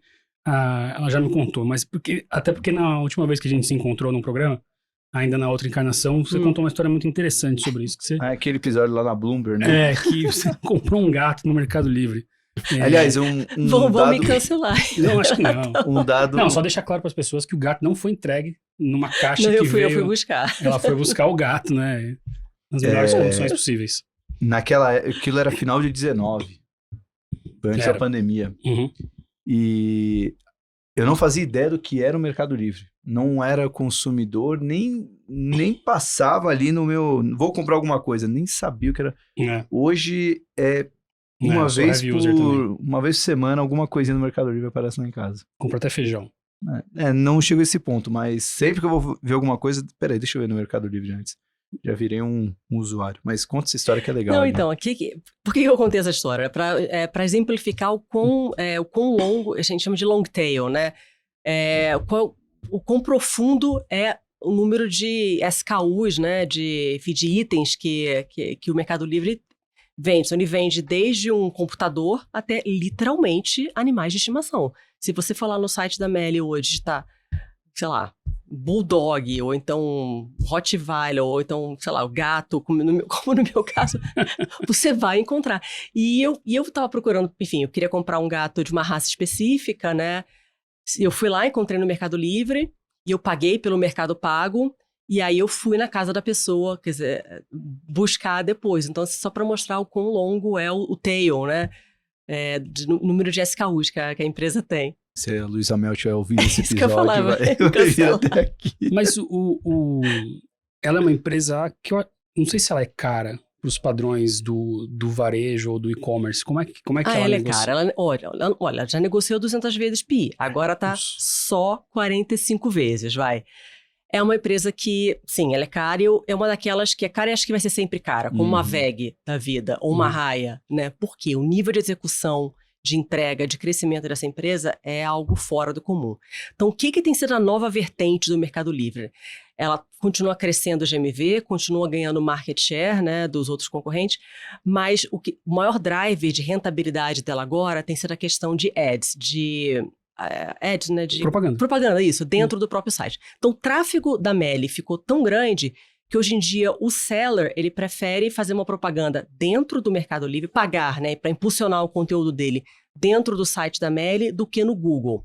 Então, hoje, isso representa 1,5% do GMV total da Meli. No caso da Amazon, é mais do que 5%. Isso era 0 há 3 anos atrás na Meli. Só para vocês terem uma ideia, só a saída de 0 para 1,5% de penetração já fez com que o take rate passasse de 12 para 18. Isso porque isso é margem na veia. Praticamente não tem... A margem bruta desse business deve ser acima de 80%. E isso vai continuar crescendo e vai ser um dos maiores drivers de rentabilidade para a empresa nos próximos anos. É uma tese de crescimento, né? Sim, é uma tese pura de crescimento. Não paga dividendos, os caras vão reinvestir toda a geração de caixa que eles gerarem, até... Bom, a gente fala que winner takes all, né? Então eles vão investir até take all. Achou o gato, hein? Não achei o gato, mas eu tava procurando outra coisa. Episódio 32... do Market Makers, feito 16 de fevereiro com o Rodrigo e o Marcelo, sócios da Aster Capital. A gente fez destrinchou completamente o Mercado Livre, contou a história de cabo a rabo, mostrando muita coisa legal sobre a empresa e por que ela é tão cara, né? E hoje de manhã, não tô bem vestido à toa, né? Eu tava num evento da Bloomberg, que um dos painéis era sobre essa revolução digital do varejo, e a Júlia, a VP de Marketplace do Mercado Livre, estava falando justamente sobre o Mercado Livre Ads, é isso? Mercado Livre Ads, né? Que tem um potencial absurdo ali dentro, né? Porque tem muita gente que navega lá e às vezes o lojista já vai querer anunciar por lá ao invés de anunciar em outro lugar. E até por isso que a gente colocou no nosso episódio do Mercado Livre, que ele começa a ameaçar não só varejistas, mas também o Google, né? Que o ano de 2024, inclusive, pode ser transformacional para o Mercado Livre. Isso. Fazendo uma puta jabá da empresa, a gente ainda não tem na carteira, né? Então o Mateuzinho vai puxar minha orelha aí. Agora, interessante você contar, um parênteses, bem parênteses mesmo, de você falar por que você está bem vestido hoje, porque no último episódio teve alguém da audiência que falou que parecia que a gente estava com a camiseta que a gente lava o carro. É mesmo? Sério. Eu nem tenho carro pra lavar. Pois é. Eu não sabia nem que usava camiseta. Eu nem lavo meu carro. Mas pera, qual o último episódio? Não, você tava de Lacoste. Eu tava com a camisa da reserva. O cara é muito exigente, cara. Meu Deus. Pois é. Pô, que o Parreira estava muito bem vestido, né? Entendi. Pô, depois dessa, nossa, fiquei até meio... Tem mais alguma? Eu queria saber do setor financeiro. Que eu dei uma telada aqui na carteira da Aline, eu vi BTG, B3... Mas eu acho que a gente vai ter mais uma que o Leon vai ficar... Não, dessas 3 empresas, Leon, alguma dessas você tem? Sim, tranquilo. Não.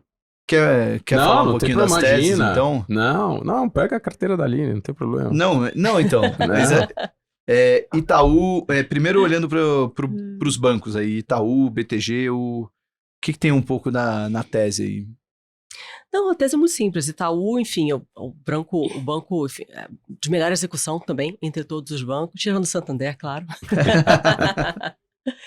Mas, enfim, excelente banco, um dos melhores managements do Brasil.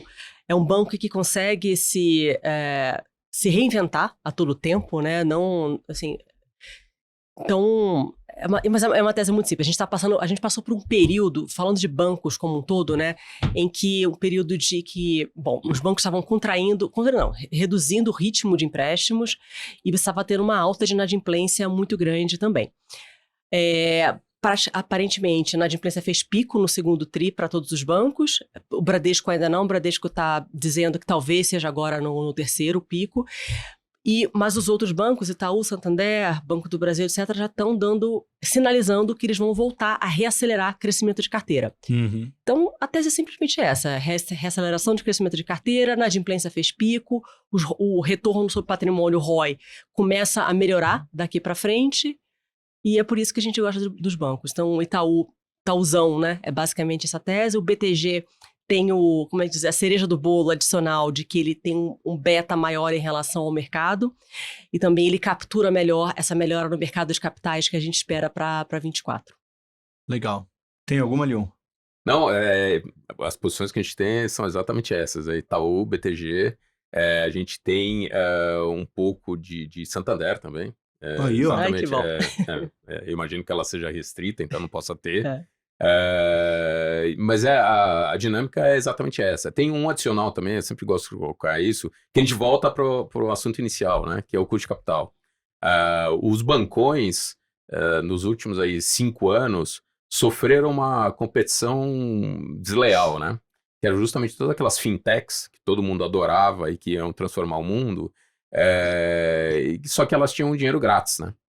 Que justamente faz IPO e emite ação, múltiplos inacreditáveis, sem resultado algum. E quando a gente estava vendo, na verdade, era esse dinheiro fácil, grátis, entrando nas empresas. E aí você tinha um Itaú que tinha que pagar CDI Plus, e na hora que você ia calcular o CAE, que você tinha que remunerar acima, ele estava lá com CAE de 12, 13, 14, que ele de fato tinha essa desvantagem. Hoje, esse negócio está uma competição muito mais equilibrada. Na verdade, eles voltam a ter uma vantagem, tá? Então, não só tem toda essa visão, a gente é até um pouquinho menos otimista, mas é exatamente isso. Em algum tempo, você vai ter inadimplência normalizando e começando estabilizando, perdão, e até voltando um pouco. E aí você vai ter, muito provavelmente, Itaú vai ser um dos primeiros bancos que vai voltar a acelerar a carteira, porque realmente está com a operação direitinha, azeitadinha. Então você vai ter o ROI, que na verdade o ROI do Itaú já está lá em cima, mas ele vai se manter performando extremamente bem, com uma competição muito mais equilibrada, né? Muito mais racional. Quando a gente olha indústrias, né, e empresas, uma das primeiras coisas que você tem que olhar é se a competição é racional. Não que ela seja boa ou ruim, tá? Assim, você ter um competidor extremamente eficiente é bom, tá? Porque o cara é racional. Então, se você também você consegue fazer, de fato, uma competição equilibrada. Você pega um maluco, um cara que está quebrando, que simplesmente faz qualquer coisa para continuar rodando o negócio, acaba sendo detrator para todo todo o setor, tá? E que não é o caso em bancos hoje. Tá? Vocês chegaram a olhar Nubank? Porque começou a surgir nos papos recentes alguns gestores que estão montando posição, né, em Nubank, até falando do valuation, né, que não é longe de ser uma pechincha, mas começam a entender um pouco as contas ali dentro, começam a enxergar valor. Vocês têm alguma opinião, alguma avaliação sobre o Nubank? A gente não gosta. Assim, a operação em si é extraordinária. Mas não gosta, não tem. A gente não gosta e não tem. Tá. Assim, é extraordinária. Em 10 anos, é uma das poucas fintechs, né, que realmente saiu de um PowerPoint, executou e entregou. Então, assim, é inacreditável. Assim, realmente é um caso de sucesso. A única discussão é o valuation em si, né? Então, assim, hoje é a mesma coisa de Rumo, né? Eu acho que tem ativos, acho que tem investimentos melhores que vão dar mais retorno para o acionista do que comprar no Nubank. Transformacional, assim, é uma tese, é um caso de sucesso, é uma história, vai ter case em Harvard, aquelas coisas. Mas acho que como investimento hoje, a gente não tem. Não, eu concordo, assim, o banco realmente é incrível o que eles fizeram, assim, eu acho que é único, talvez, no mundo, né? Mas eu tenho dificuldade de justificar o valuation. Então, para vocês terem uma ideia, trazer alguns números. Então, o Nubank negocia mais ou menos 6 vezes preço livre, né? Price to book, enquanto o Itaú está 1 vez, Bradesco está 0,8, Banco do Brasil 0,7, 0,8. Então, é difícil. Apesar do crescimento, da qualidade, etc. E uma outra hipótese que para você justificar esse valuation, teria que ter uma hipótese que, na perpetuidade, o retorno do Nubank, ele vai ser muito maior do que o retorno do Itaú, ou seja, o retorno do Itaú já é 20%, né? Se imaginar que na perpetuidade do Nubank vai ter um retorno de 35%, 40%, é possível, mas é uma hipótese heróica, digamos assim. Eu já vou um passo à frente, eu duvido, exatamente isso. Assim, a gente vê modelos na praça aí, especialmente sell-side, com ROIs de 40%, 50%, que, assim, também é aquela coisa que a gente aprende em microeconomia, né? A gente sabe que a competição leva ao retorno para uma média, para um custo marginal. Ele não então, vai assim, conseguir chegar lá de uma maneira linear. Exato. Não, assim, chegasse. Um crescimento, assim, o banco vai ter que ficar, assim, controlar mercados inteiros com retornos que não fazem sentido. E exatamente, assim, o exemplo que eu dou é, assim, um grande competidor que tem um perfil parecido é o BTG. Por que o banco BTG não pega 300 milhões de reais que para um empreendimento fichinha, contrata as 20, 30 melhores pessoas do Nubank, que são as cabeças, traz para cá e faz igual, coloca no PAN. Entendeu? Então, assim, é uma discussão que, assim, eles têm uma vantagem, eles estão executando extremamente bem, mas imaginar que isso vai perpetuar por 10 anos, 5 anos, 10 anos, e aí você põe na perpetuidade, faz pouco sentido. Entendeu? Pode até ser que aconteça, mas é pouco provável. Tá? Ainda em finanças aí, Leon, você também tem BB Seguridade, né? Sim. Me explica essa tese, por favor. Essa é uma tese de um ativo que tem performado bem do ponto de vista operacional e que se beneficia desse cenário de juro mais alto, tá? A receita financeira dela sobe. E está num valuation extremamente atrativo. A gente viu toda uma discussão, inclusive até digamos assim, o controlador, não é mais verdade, mas assim, o Banco do Brasil também está operando extremamente bem, que é um canal de business para ela. Então, assim, é uma coisa que a gente vê resultados crescentes, pouco dependente desse crescimento que a gente fica discutindo, e que a gente, especialmente nas últimas semanas, a gente viu, assim, há 3 meses atrás, que a gente achava que era um pouco exagerado, aquela discussão, Selic a 8, não sei o quê, isso era ruim para ela, é receita financeira menor, ela é uma seguradora. Na hora que a gente começa, hoje talvez a gente foi para o outro extremo, né? Então, talvez um pouco exagerado. A gente está vendo a curva de mercado está precificando a Selic em janeiro 25 em 10,75. Acho que é um pouco demais isso, tá? Mas você vai para 9, algo entre 9 e 10, isso é positivo para ela, é resultado maior. Então a gente gosta, é um ativo relativamente defensivo, com valuation extremamente atrativo, com resultados crescentes. Posso ir para os finalmente? Vamos. Tem as perguntas mais com cara de final. Não, peraí. Tem uma pergunta, porque, Leon, você falou que tem um fundo long and short, né? Era isso que eu ia entrar. Vamos falar de short? Vamos falar de short. Então eu suponho que você tenha shorts. Eu não vou cometer indelicadeza aqui também, de falar para você dar nomes, né? Porque a gente sabe. Mas se quiser dar nomes, pode. A gente sabe como a banda toca no mercado. Tá quase Natal, né? Não vai receber cestinho de Natal da empresa que falar que vai estar short. Mas se a gente puder falar, em termos de setor, acho que dá, né? Então, o problema é o seguinte, toda vez me perguntam de setores. A gente opera todos os setores. Então, a gente tem short em todos os setores, tá? Assim, assim, o nosso universo de cobertura hoje são umas 150 empresas. E aí foi aquilo que eu falei, tem as baratas que a gente vai lá e compra, tem as mata-burro aqui no meio do caminho e tem as caras que a gente vende. Então, assim, não é que tem alguma que a gente fala, não, essa daqui vai quebrar. Não, são empresas que, no relativo, e a Aline comentou isso, né? Por exemplo, você vai olhar varejo, o varejo, no geral, foi dizimado. Então, hoje a gente está short em empresas que, se você olhar assim, na história, no médio prazo, elas estão mais ou menos baratas, mas é que tem outras que estão muito mais baratas. Então, você vai lá e faz o long and short. Não é um short, vamos dizer, tão direcional. Não, assim, não, exatamente muito mais isso. Que a outra ponta vai subir mais. É o valor mais. relativo, entendeu? Então, por isso que é complicado, entendeu? Assim, tem empresas que a gente pode estar short hoje, que daqui 45 dias a gente está long e achando ótimo. Tá? É realmente esse relativo. Então, é complexo, entendeu? Assim, a gente não está short um setor, não, a gente está short educação. Não estamos. Estamos short, sei lá, entendeu? Utilities, elétricas. Não, muito pelo contrário. Teve algum caso recente, assim, você lembra de alguma coisa que você estava short e hoje está long na carteira? Tenho. Na verdade, assim, a gente tem 2 casos que a gente estava muito negativo e que a gente acabou zerando justamente por esse valuation, tá? Assim, Renner, tá? E aí toda essa discussão de Shein e o online, não sei o quê, eles estão fazendo lá o trabalho deles, mas mudou, né? Assim, a dinâmica, a competição, especialmente é uma das coisas que até, acho que voltando para o papo, para o assunto governo, eles não percebem o que fazem, né?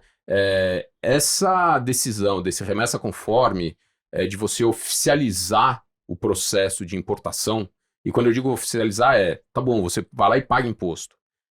Na hora que eles constroem um arcabouço, na hora que eles constroem um fluxo para fazer essa importação, na verdade eles aumentaram muito a competição interna. Porque na verdade empresas como a Amazon, como o Shein, todas elas agora vão investir para fazer a importação. E uma das empresas que vai ser impactada é Renner, tá? Só que o valuation dela já não permite, ela está aí por volta de 10 vezes lucro. Tá?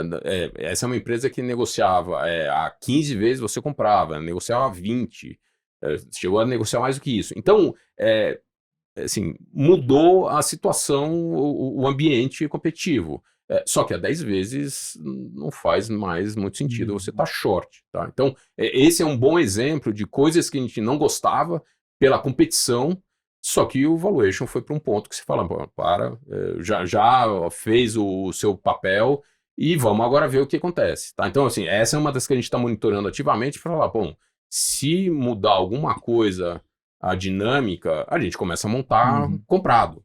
Tá? Lógico, uma empresa tem uma puta história sensacional. Então, é a mesma coisa nessa dinâmica. Tá? Entendi tudo, 2 casos. Verdade. O outro a gente chegou a ter posição... mas esse é o contrário, na verdade. A gente tinha posição em Sabesp, mas a gente já zerou. Tá? Então, essa já um dos primeiros gestores a começar a tirar a Sabesp da carteira. Pois né? A gente tirou a Sabesp da carteira. Que essa é uma que a gente começou a olhar e quando viu que parece que a Faria Lima inteira tinha Sabesp na carteira. Só o pessoal do Rio que ainda não tinha. Não, e que tirou. Nem vai ter, né? Também tem um pouco de bairrismo. Essa a gente tirou. Tá. Acho interessante, a Renner é uma que trouxe um aprendizado aqui pra gente no Market Makers, porque foi a maior detratora da nossa carteira aí nessa história aí de um pouquinho mais de um ano. E acho que a mesma, a mesma impaciência dos investidores com Petrobras, não vou comprar uma empresa estatal no governo petista e tudo mais, e não pegou esse rally. Acho que a Renner, os investidores tinham uma certa complacência, pelo menos a gente ficava, não, pera, o resultado vai melhorar, olha o valuation que ela tá, já tá tão barata. E isso fez a gente demorar um pouco mais para tirar. A gente ainda tirou bem, porque ela caiu muito mais, né? Tirou no começo do ano, ela piorou ainda bastante. E eu só queria adicionar uma coisa, eu acho que o que o Leon comentou sobre a questão da remessa conforme, isso vai ser um game changer no setor de varejo como um todo. A gente fez um evento há umas semanas atrás com uma das plataformas que foram homologadas pela Receita Federal para fazer esse cross-border, né? Trazer, enfim, então a Shein, a AliExpress, etc., se plugam nessas plataformas para aderir à remessa conforme. Segundo eles, o tempo de transporte da China até a casa da pessoa aqui no Brasil, ela vai cair de 50 para 5 dias. Meu Deus. Meu Deus. Então, assim, se uma das coisas que impediam, eventualmente, de você comprar na China, AliExpress, etc., é o tempo que era muito longo, né, de espera. E agora esse tempo vai ficar equivalente a você comprar no site da Renner, da C&A, sei lá, ou até mesmo da Via, etc. Então, de maneira estrutural, essa competição vai aumentar muito. Vai ficar mais caro, mas vai chegar mais rápido. Exato, bem mais rápido. Então é difícil nesse cenário de procurar um ponto de entrada, assim, talvez o cenário piorou para a Renner, né? Assim. Sem dúvida alguma piorou, mas justamente isso está refletido no preço. Grande parte, pelo menos. O que a gente precisa entender é como é que essa competição vai comportar, né? Qual que é a intensidade e qual é a relação de Renner. Entendeu? Então, essa é a dinâmica que a gente tem que entender. Uma das coisas que a própria Renner faz, ela importa parte da produção. Como é que ela vai fazer? Se vai lá mudar alguma coisa da logística, não sei o quê. Ela tá com um CD que ela tá já começando e é esperado que para os próximos trimestres ela vai começar a mostrar melhoria de margem, não sei o quê. Então, essa dinâmica que a gente tem que entender. E para as outras varejistas? E o Mercado Livre incluindo. Então, o que as assim, acho que o Mercado Livre tende a sofrer, eu penso mais nas outras que já não estão numa situação financeira tão boa, né? Como é que fica nesse Então, cenário? o que as empresas estão correndo para fazer agora? Elas estão correndo para fazer cross-border também. Então, conseguir, se conectar com sellers asiáticos para desfrutar da mesma vantagem competitiva que os asiáticos vão ter. Só que demora um tempo para você desenvolver essa rede de sellers, né? O Mercado Livre já tem, então ele já importa muita coisa da Ásia. Os outros estão correndo atrás e eu acho que leva um tempinho até conseguir se estruturar. Os outros seriam... Enfim, a Magazine tem um pouco de cross-border já. não, Meli já tem, né? A Via, acho que tem menos. Os varejistas de roupa, eles importam já parte da coleção, mas eles vão ter que intensificar muito esse processo. Entendi. Todo mundo vai ter que virar um pouco de Shein, de AliExpress. Isso aí já daria um programa, já tem programa pra semana que vem, porque vamos ter que falar bastante disso, legal. Mais alguma coisa, Renatão? Eu posso perguntar o call de 24? Pode perguntar o call de 24. John, você brincou aqui antes da gravação que tem o call para 2024 e é só quem ouvisse o episódio ia poder saber qual é. Então, por favor. Vamos lá. Aline, você não vai fugir dessa também. Tá bom. Vai pensando. Não, na verdade é o seguinte, o que a gente está vendo, e a gente até já comentou internamente, assim, a gente começou a fazer, hoje a gente já tem uma posição razoável em Eletrobras. O que é a Eletrobras? Eletrobras hoje pode ser Petrobras 3 anos atrás. Tá? Qual que é digamos assim, o cenário, qual que é a tese que está por volta disso, tá? Todo mundo sabe, a Eletrobras foi desestatizada há pouco mais de um ano, fez aquela oferta em bolsa, captou dinheiro, saiu do mercado de cotas, e tudo mais, tá? Então, assim, hoje a gente tem uma empresa que é de controle privado, pulverizado, tá? A gente não tem um controlador, e que está há um pouco mais de um ano aí realmente trabalhando sob esse regime. A gente viu recentemente também a troca do presidente. O Wilson acabou saindo, entrou o Ivan Monteiro, que era o presidente do conselho, ou seja, é uma pessoa que está muito próxima da tese de investimento. A gente viu uma mudança também do diretor financeiro, o Ayama, que foi presidente da Equatorial, diretor financeiro da Equatorial há muito tempo. Antes disso, ele foi analista financeiro, sell-side, trabalhou no BTG, então é um cara que entende bastante do setor.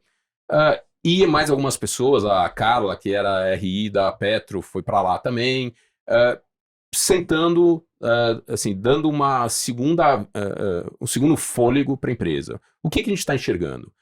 A empresa, ela precisa passar realmente por digamos assim, esse processo de otimização de estrutura societária interna de subsidiárias, de passivos que ela tem, de redução de custos, de pessoal, de operação e tudo mais.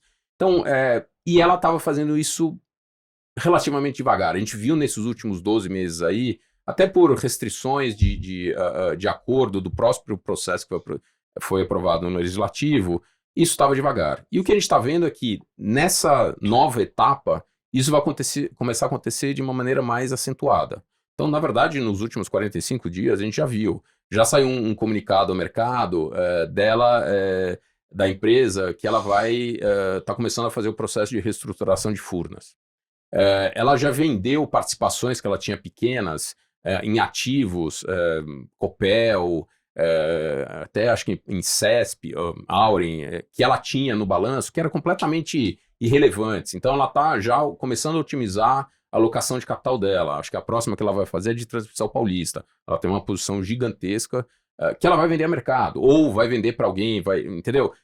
Realmente, é dinheiro parado lá que ela não precisa, que ela não ganha nada, ela não opera, ela não vai fazer nenhuma aquisição, não sei o quê. Então, esse tipo de otimização que ela vai começar a fazer. E é uma tese que a gente diz que é do portão para dentro, né? Depende dela. A gente não está discutindo preço de energia no mercado, curva de energia, se vai ser R$100 o megawatt, se vai para 200, ou, na verdade, até semanas atrás, o PLD estava na mínima, não saía na mínima, né? A gente está com um regime de chuvas muito melhor do que a gente viu nos últimos anos, até um pouco a demanda, ela está menor do que seria a expectativa algum tempo atrás, por um crescimento doméstico aqui menor.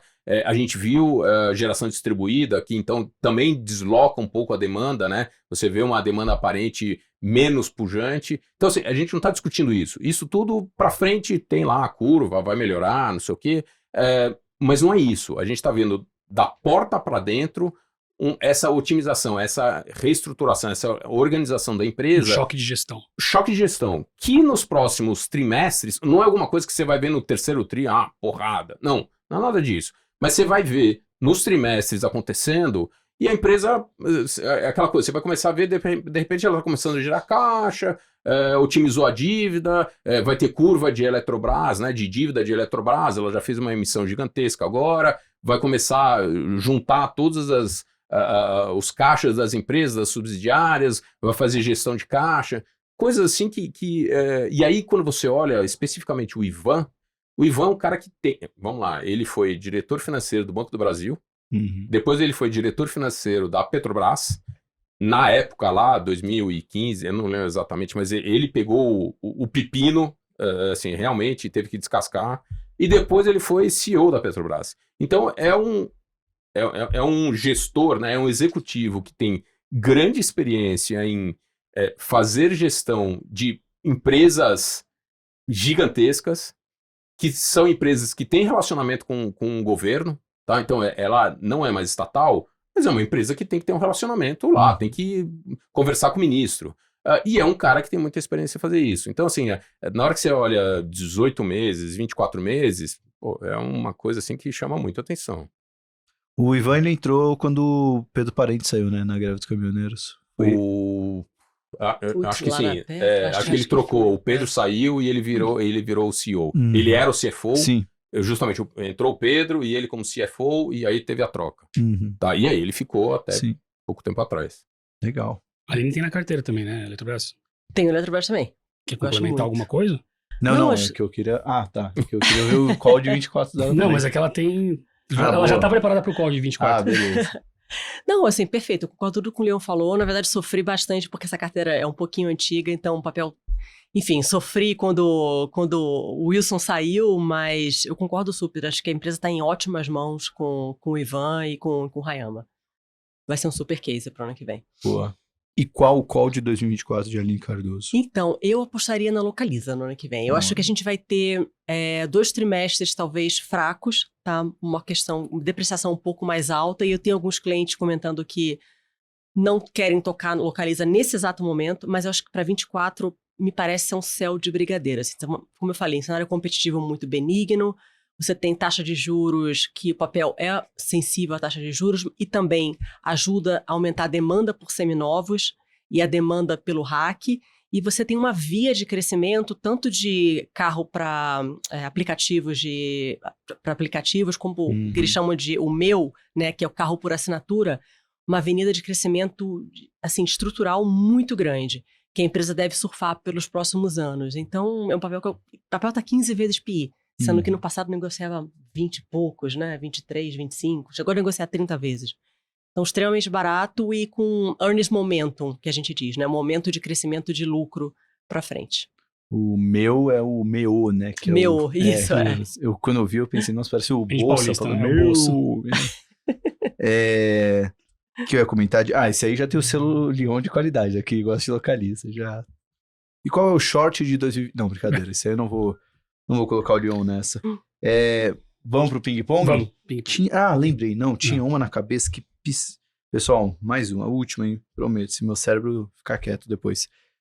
Intelbras, vocês têm muito contato com investidores, sei que estava na carteira de muita gente, que eu sei pelos meus últimos almoços aí, o pessoal tá um pouco chateado aí com a performance recente de Intelbras. Gostam, têm opinião, estão acompanhando? A gente gostava um pouco mais, mas a empresa vai decepcionar nesse trimestre. Enfim, parte da razão pela qual muita gente tinha na carteira é que o papel tinha caído bastante e o management estava com o discurso de que, ok, solar não tá legal de fato, mas o core business tá indo muito bem, obrigada, e vai continuar bem pro ano que vem. Só que recentemente eles estão comentando de uma fraqueza também no core business, hein, que é segurança e comunicação. Então, nesse curtíssimo prazo, eu prefiro ficar fora, por enquanto. Por uma falhazinha de comunicação acho que ali, sim. né? Que senti aí dos gestores com quem a gente conversou, ficaram um pouco chateados. Não tinham. Nada a declarar, não cobrimos. Entendi. Nada a declarar. Eu entendi. eu entendi, mas eu falo em off isso aí. Vamos pro ping-pong? Vamos pro ping-pong. Ping-pong é o seguinte, né, gente? Livros, música e um convidado que vocês gostariam de ver aqui. Todos os livros estão em mmakers.com.br/biblioteca. Isso aí. Aline Lyon, primeiro livro de mercado. Qual a recomendação de leitura? Vou começar com você, Aline. Eu vou recomendar um que eu tô terminando de ler agora e eu tô adorando. Se chama O Homem que Decifrou o Mercado, que é a história do Jim Simons. E é muito legal porque, assim, além de ser um livro de mercado interessante, é um livro muito gostoso de ler. Então, conta a história do Jim Simons desde, enfim, de que ele era um matemático super reconhecido, como ele montou a Renaissance. E é interessante que a empresa ela é composta de cientistas, matemáticos, físicos, cientistas da computação. Você não tem ninguém de mercado, ninguém que fez MBA lá. E os caras tiveram eles têm um approach muito diferente de mercado dos outros gestores. Então, super recomendo, bem interessante. Legal. E o Serion? Eu tô lendo um livro, eu acho super interessante, chama Wall Street Meet, tá? Especialmente, assim, pro pessoal aí mais jovem, menos de 10, 15 anos de mercado, é a história de um analista que depois acabou virando gestor, na década de 80 e 90, trabalhando no sell side em Wall Street, tá? E aí o relacionamento entre a parte do research, o pessoal dos IBs, e é super interessante. Então, realmente você vê um pouco a mudança ou a interação evoluindo entre esses diversos players, né? Você tem os bankers, né? Os IBs, você tem o sell side, aí você tem o buy side, e como é que essa coisa funciona. Inclusive, até eles comentam, eu tô no meio, tá? Então ainda não cheguei lá, mas é justamente, parte disso eu vivi. Você vê a mudança de o business baseado em fees, né, em corretagem, e indo para outros incentivos. É bem interessante. Wall Street Meat, carne. Meat de carne, tá. O meu pronunciation. A capa inclusive, é um boi, tá? É aquele tipo JBS lá, os pontilhados. Recortadinho. Recortadinho.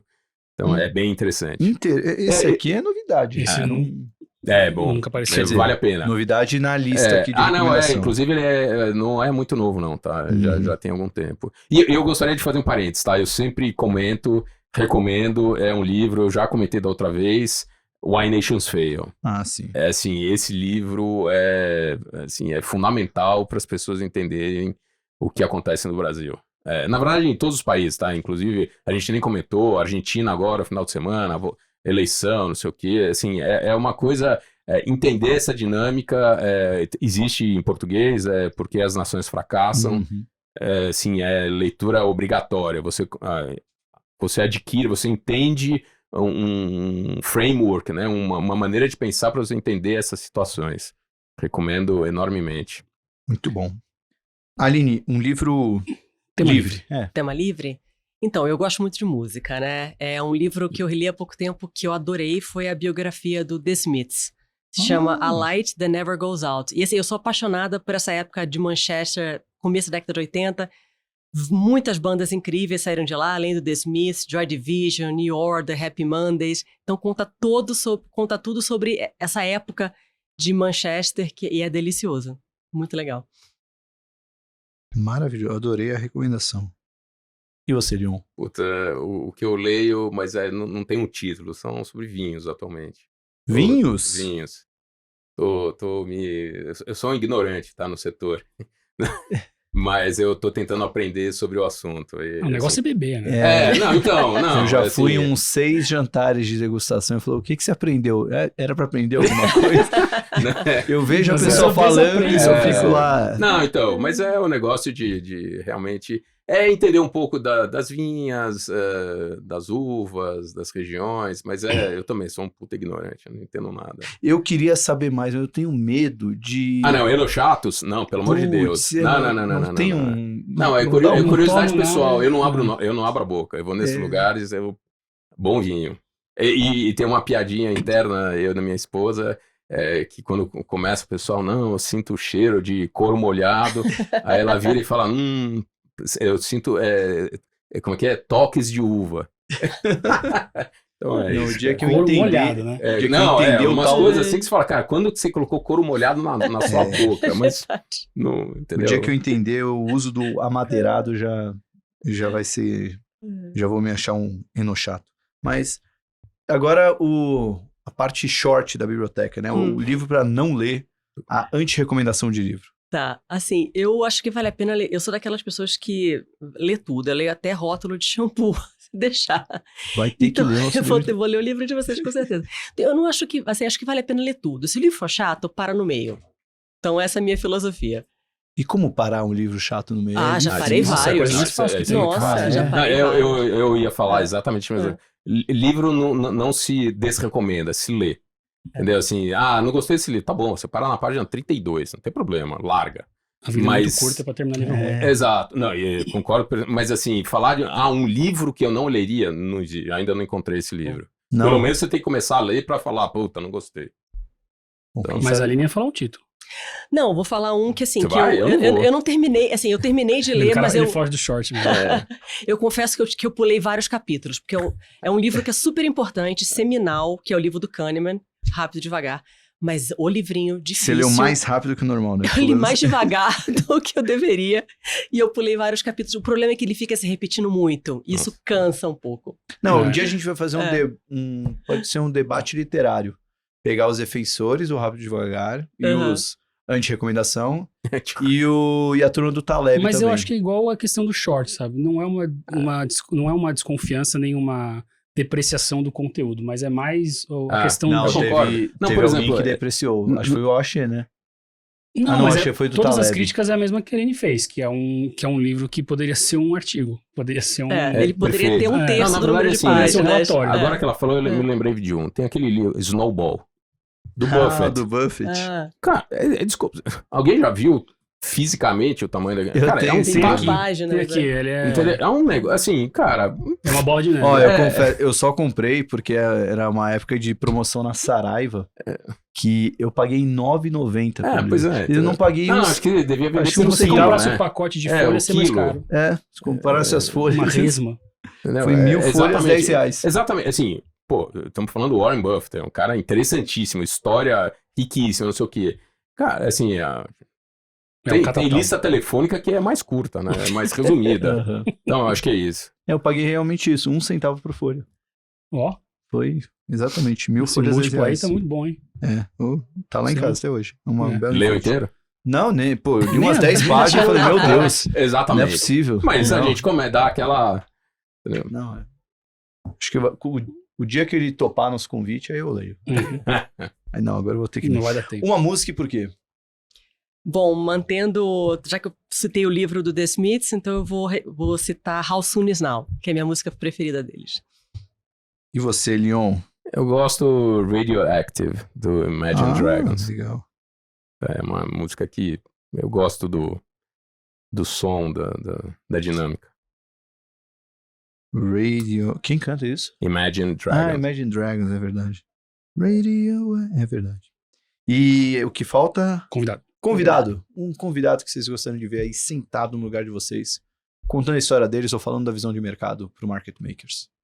Eu vou fazer uma recomendação estrangeira. Um dia que vocês fizerem um Market Makers global, eu adoraria ver uma pessoa chamada Annie Duke. Não sei se vocês conhecem a Annie Duke. Ela é Ela é Bets, né? Isso, ela escreveu vários livros sobre, é uma especialista em processo decisório, mas ela também é jogadora de pôquer profissional. Então, o legal dos livros dela, especialmente esses Thinking Bets, que é pensando em apostas, ela faz uma analogia muito legal, diz que a vida é muito mais parecida com o jogo do pôquer do que com o jogo do xadrez. Porque no jogo do xadrez você tem informações perfeitas, você consegue ver o tabuleiro, você consegue ver todas as peças. No jogo de pôquer, não. A cada rodada, você tem que se adaptar às cartas que vão saindo, né? E, enfim, as inúmeras surpresas que vão acontecendo ao longo do jogo. Então, adoraria ver uma entrevista com a Annie Duke. Leon, e o convidado? Na verdade, é o seguinte, vou até usar um link. A última carta do Howard Marks foi uma carta extraordinária. A do... Sea revisitando o Sea Change, né? Do custo capital, meu Deus. Que ele discute toda a dinâmica de alocação de capital. O Howard Marks escreveu, exato. Mas ele fala, o Howard Marks fala sobre isso, mas é que o título é alguma coisa do Sea Change. O título eu não me lembro. Another Thoughts on Sea Change. É esse aí, né? Qual? Exatamente. Further Thoughts on Sea Change. Exatamente. Toda a discussão de alocação de capital e o que ele acha que tem que acontecer e tudo mais. Ele revisita o Sea Change que ele escreveu no final do ano passado. Exatamente. Tá. É extraordinário. Então, assim, eu gostaria de ouvir ou conversar com ele sobre, de fato, essa discussão. Esse é mais possível. Porque justamente isso, assim, eu acho que você olhando para os próximos 5 anos, 10 anos, acho que esse assunto é o assunto, Sim. assim, core. É isso. Custo de capital. Uhum. É isso. O nosso último vídeo no YouTube que eu fiz foi sobre esse memo. Não, é extraordinário. Foi bem legal. A gente, lá na Ibiúna... Tem guiado a narrativa, o norte de todo mundo, assim. A então, agora se tornou uma narrativa mas, assim, esse movimento, assim, ele permeia, o processo em si, permeia desde 2000, né? Você teve toda a mudança de normalização, depois desabando o custo... Aí você tem todo o quantitative easing, fluxo de capital, custo baixíssimo. Aí você teve a pandemia, que foi assim, o ápice para realmente explodir a bolha, né? Foi a agulha. E agora você tem essa volta. Então, assim, essa discussão foi inacreditável. Assim, eu li, assim, daquelas coisas, assim, cada parágrafo que você ia lendo, você fala, peraí, deixa eu ler de novo. Assim, é extraordinário. Então, assim, discutir com ele ao vivo, acho que seria, assim, um negócio inacreditável. We have to practice our English to the next Let's episode. go. É isso aí, gente. Papo tá bom, mas temos que encerrar. Estão até apagando as luzes. Estão até apagando as luzes igual na quadra, né? Mas não por isso. Aline Cardoso, André Leon, obrigado demais pela aula que vocês deram pra gente. Imagina. Obrigada pelo convite, adorei. Eu que agradeço. Valeu. Renatucho, valeu. Nossa, pegou bem a aliança, hein? Pois é. É isso aí. Isso. Valeu demais você que acompanhou o episódio até o final. Se você gostou do vídeo, dá aquele joinha, se inscreve no canal. Toda quinta-feira, 18 horas, tem episódio novo do Market Makers. Toda terça-feira, 18 horas, tem o episódio novo do Mercado Aberto, o programa que eu e o Matheus Soares estamos fazendo. Toda quarta-feira tem vídeo novo no canal. Então, para você não perder nada disso, ativa o sininho ali, que aí você vai ser notificado sempre que tiver vídeo novo do Market Makers. E em todas as livrarias tem o nosso livro Sem Medo de Investir em Ações, que tá excelente. E tem também o link lá na Amazon. Na Amazon. Isso. Se você gosta da gente, compra o livro. Né? Exatamente. Eu falo pra todo mundo, me dá um livro aí. Não, cara. Compra. Não, você não gosta da gente? Compra então. Semana que vem a gente tá de volta com mais um episódio aqui no Market Makers. Beijo grande e tchau. O Market Makers é um podcast no qual convidados debatem sobre teses de investimentos e macroeconomia. As teses e assuntos debatidos têm como objetivo único fomentar a educação financeira por meio do compartilhamento de opiniões e experiências de especialistas da área. Por isso, não devem ser encarados como recomendação de investimentos aos seus ouvintes. Para receber recomendações oficiais dos nossos analistas, acesse a comunidade Market Makers, que é o canal onde disponibilizamos relatórios de análise e nossa carteira recomendada de ações. Clica no link que está na descrição desse episódio para saber como participar.